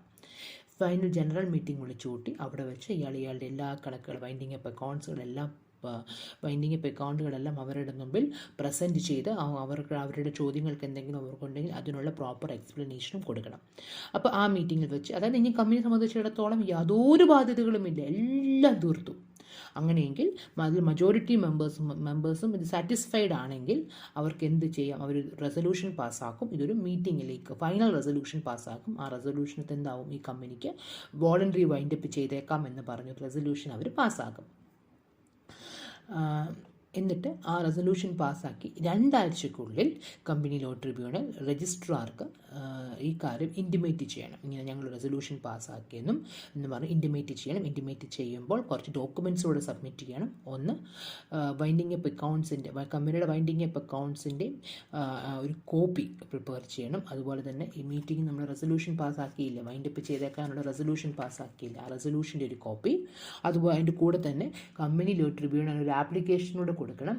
Application it must be accommodated by some ചില റിപ്പോർട്ട്സും ബുക്സും ഒക്കെ നമ്മൾ പ്രിപ്പയർ കൊടുക്കേണ്ടതായിട്ട് വരും ആപ്ലിക്കേഷൻ്റെ കൂടെ. എന്തിനുള്ള ആപ്ലിക്കേഷൻ, കമ്പനി ഡിസോൾവ് ചെയ്യുന്നതിന് വേണ്ടിയിട്ടുള്ള ആപ്ലിക്കേഷനും കൂടെ കൊടുക്കണം. ഈ ആപ്ലിക്കേഷൻ കിട്ടിക്കഴിഞ്ഞ ട്രിബ്യൂണൽ ഇതെല്ലാം വെരിഫൈ ചെയ്തിട്ട് അവർക്ക് തോന്നുകയാണ് it is just and fair എന്ന് അവർക്ക് തോന്നുകയാണെങ്കിൽ then the tribunal may pass an order for dissolving the company. Normally ഇങ്ങനെ നമ്മളൊരു ആപ്ലിക്കേഷൻ കൊടുത്ത് 60 ദിവസത്തിനുള്ളിൽ തന്നെ ഇതിനൊരു തീരുമാനം വന്നിരിക്കും. അപ്പം ഇങ്ങനെയാണ് ആര് ഡിസോൾവായി മാറുന്നത്, ഒരു വോളണ്ടറി വൈൻഡിങ് അപ്പിൻ്റെ സമയത്ത് കമ്പൽസറി ഡിസോൾവായി മാറുന്നത്. അപ്പോൾ എന്താ voluntary winding up? Voluntary winding up എന്ന് പറഞ്ഞാൽ കമ്പനിയുടെ മെമ്പർമാരും ക്രെഡിറ്റർമാരും സ്വമേധയാ വൈൻഡപ്പ് ചെയ്യുകയാണെങ്കിൽ, കമ്പനി ലോ ട്രിബ്യൂണലിൻ്റെ സഹായമില്ലാതെ ആണെങ്കിൽ അത് വോളണ്ടറി വൈൻഡിങ് അപ്പാണ്. രണ്ട് റെസൊല്യൂഷൻസ് ഒന്നുകിൽ ഓർഡിനറി അല്ലെങ്കിൽ സ്പെഷ്യൽ റെസൊല്യൂഷൻ പാസ്സാക്കണം. ഇനിയും നമ്മളൊരു പെർട്ടിക്കുലർ സമയത്തേക്കാണ് കമ്പനി നിലവിൽ വന്നത്, ആ സമയം കഴിഞ്ഞാൽ കമ്പനി ഓട്ടോമാറ്റിക്കലി ഡിസോൾവ് ആവണം. ആ സമയത്തും അതുപോലെ തന്നെ എന്തെങ്കിലും പർപ്പസ് പറഞ്ഞിട്ടുണ്ട്, ആ പർപ്പസ് ഒരു ഇവൻറ്റ് പറഞ്ഞിട്ടുണ്ട്, ഇന്ന ഇവൻറ്റ് വരുമ്പോൾ കമ്പനി ഡിസോൾവ് ആവണമെന്ന് പറഞ്ഞിട്ടുണ്ടെങ്കിൽ ആ ഇവൻറ്റ് സംഭവിക്കുകയാണെങ്കിൽ കമ്പനി ഓർഡിനറി റെസൊല്യൂഷൻ പാസ്സാക്കി തന്നെ ഡിസോൾവ് ആകാം. അപ്പോൾ അതിനുശേഷം എന്ത് ചെയ്യണം, നമ്മൾ ഡയറക്ടർമാർ ഒരു ഡിക്ലറേഷൻ ഓഫ് സോൾവൻസി പ്രിപ്പയർ ചെയ്യണം. ആ ഡിക്ലറേഷൻ ഓഫ് സോൾവൻസി രജിസ്ട്രാർക്ക് സബ്മിറ്റ് ചെയ്യണം. അതിൻ്റെ കൂടെ കുറേ ഡോക്യുമെൻറ്റുകളും കൊടുക്കണം. അതിനുശേഷം ഒരു ക്രെഡിറ്റർമാരുടെ മീറ്റിംഗ് വിളിച്ചു കൂട്ടണം. ക്രെഡിറ്റർമാരുടെ മീറ്റിംഗ് വിളിച്ചു കൂട്ടുമ്പോൾ 2/3 ക്രെഡിറ്റേഴ്സും ഇതിന് ഓക്കെ ആണെന്ന് കാണുകയാണെങ്കിൽ അവർക്ക് കുഴപ്പമില്ല, നമുക്ക് വോളണ്ടറി ആയിട്ട് തന്നെ വൈൻഡപ്പ് ചെയ്യാം. അല്ല എങ്കിൽ അത് കമ്പൽസറി വൈൻഡിങ് അപ്പിലേക്ക് മാറും. അതിനുശേഷം നമ്മളൊരു കമ്പനി ലിക്വിഡേറ്റർമാരുടെ പാനലിൽ നിന്നൊരു കമ്പനി ലിക്വിഡേറ്ററിനെ അപ്പോയിൻറ്റ് ചെയ്യണം. അവർക്ക് കുറേ പവേഴ്സും ഡ്യൂട്ടീസും ഉണ്ട്. ഈ ലിക്വിഡേറ്ററാണ് കമ്പനിയുടെ എല്ലാ അസറ്റ്സും പ്രോപ്പർട്ടീസും ഒക്കെ ഡിസ്പോസ് ചെയ്യും, കമ്പനിയുടെ എല്ലാ ബാധ്യതകളും അടച്ച് തീർത്തിട്ട് അവസാനം ഒരു ഫൈനൽ ജനറൽ മീറ്റിംഗ് വിളിച്ചുകൂട്ടി അവിടെ വെച്ച് കാര്യങ്ങൾ തീരുമാനിക്കും. അവിടെ വെച്ച് ഒരു ഡിസോൾവ് ആകുന്നതിന് വേണ്ടിയിട്ടുള്ള റെസൊല്യൂഷനും പാസ്സാക്കും. അവസാനം ഈ റെസൊല്യൂഷൻ്റെ ഒരു കോപ്പി നമ്മുടെ രജിസ്ട്രാർക്ക് സബ്മിറ്റ് ചെയ്ത് അതിനൊപ്പം തന്നെ കമ്പനി ലോ ട്രിബ്യൂണലിന് ഒരു ആപ്ലിക്കേഷനോട് കൊടുത്ത് ആ ആപ്ലിക്കേഷൻ ഇവാലുവേറ്റ് ചെയ്യുന്ന കമ്പനി ലോ ട്രിബ്യൂണൽ അതിന് വേണ്ടിയിട്ടുള്ള പ്രോപ്പറായിട്ടുള്ള ഓർഡർ ഇറക്കി ഈ കമ്പനി നമുക്ക് വോളണ്ടറി ആയിട്ട് തന്നെ അവിടെ വൈൻഡപ്പ് ചെയ്യും. ഇതാണ് വോളണ്ടറി വൈൻഡിങ് അപ്പ്. അപ്പോൾ നമ്മൾ 2 തരത്തിലുള്ള വൈൻഡിങ് അപ്പ് പറഞ്ഞു. ഒന്ന് കമ്പൽസറി വൈൻഡിങ് അപ്പും 2 വോളണ്ടറി വൈൻഡിങ് അപ്പും.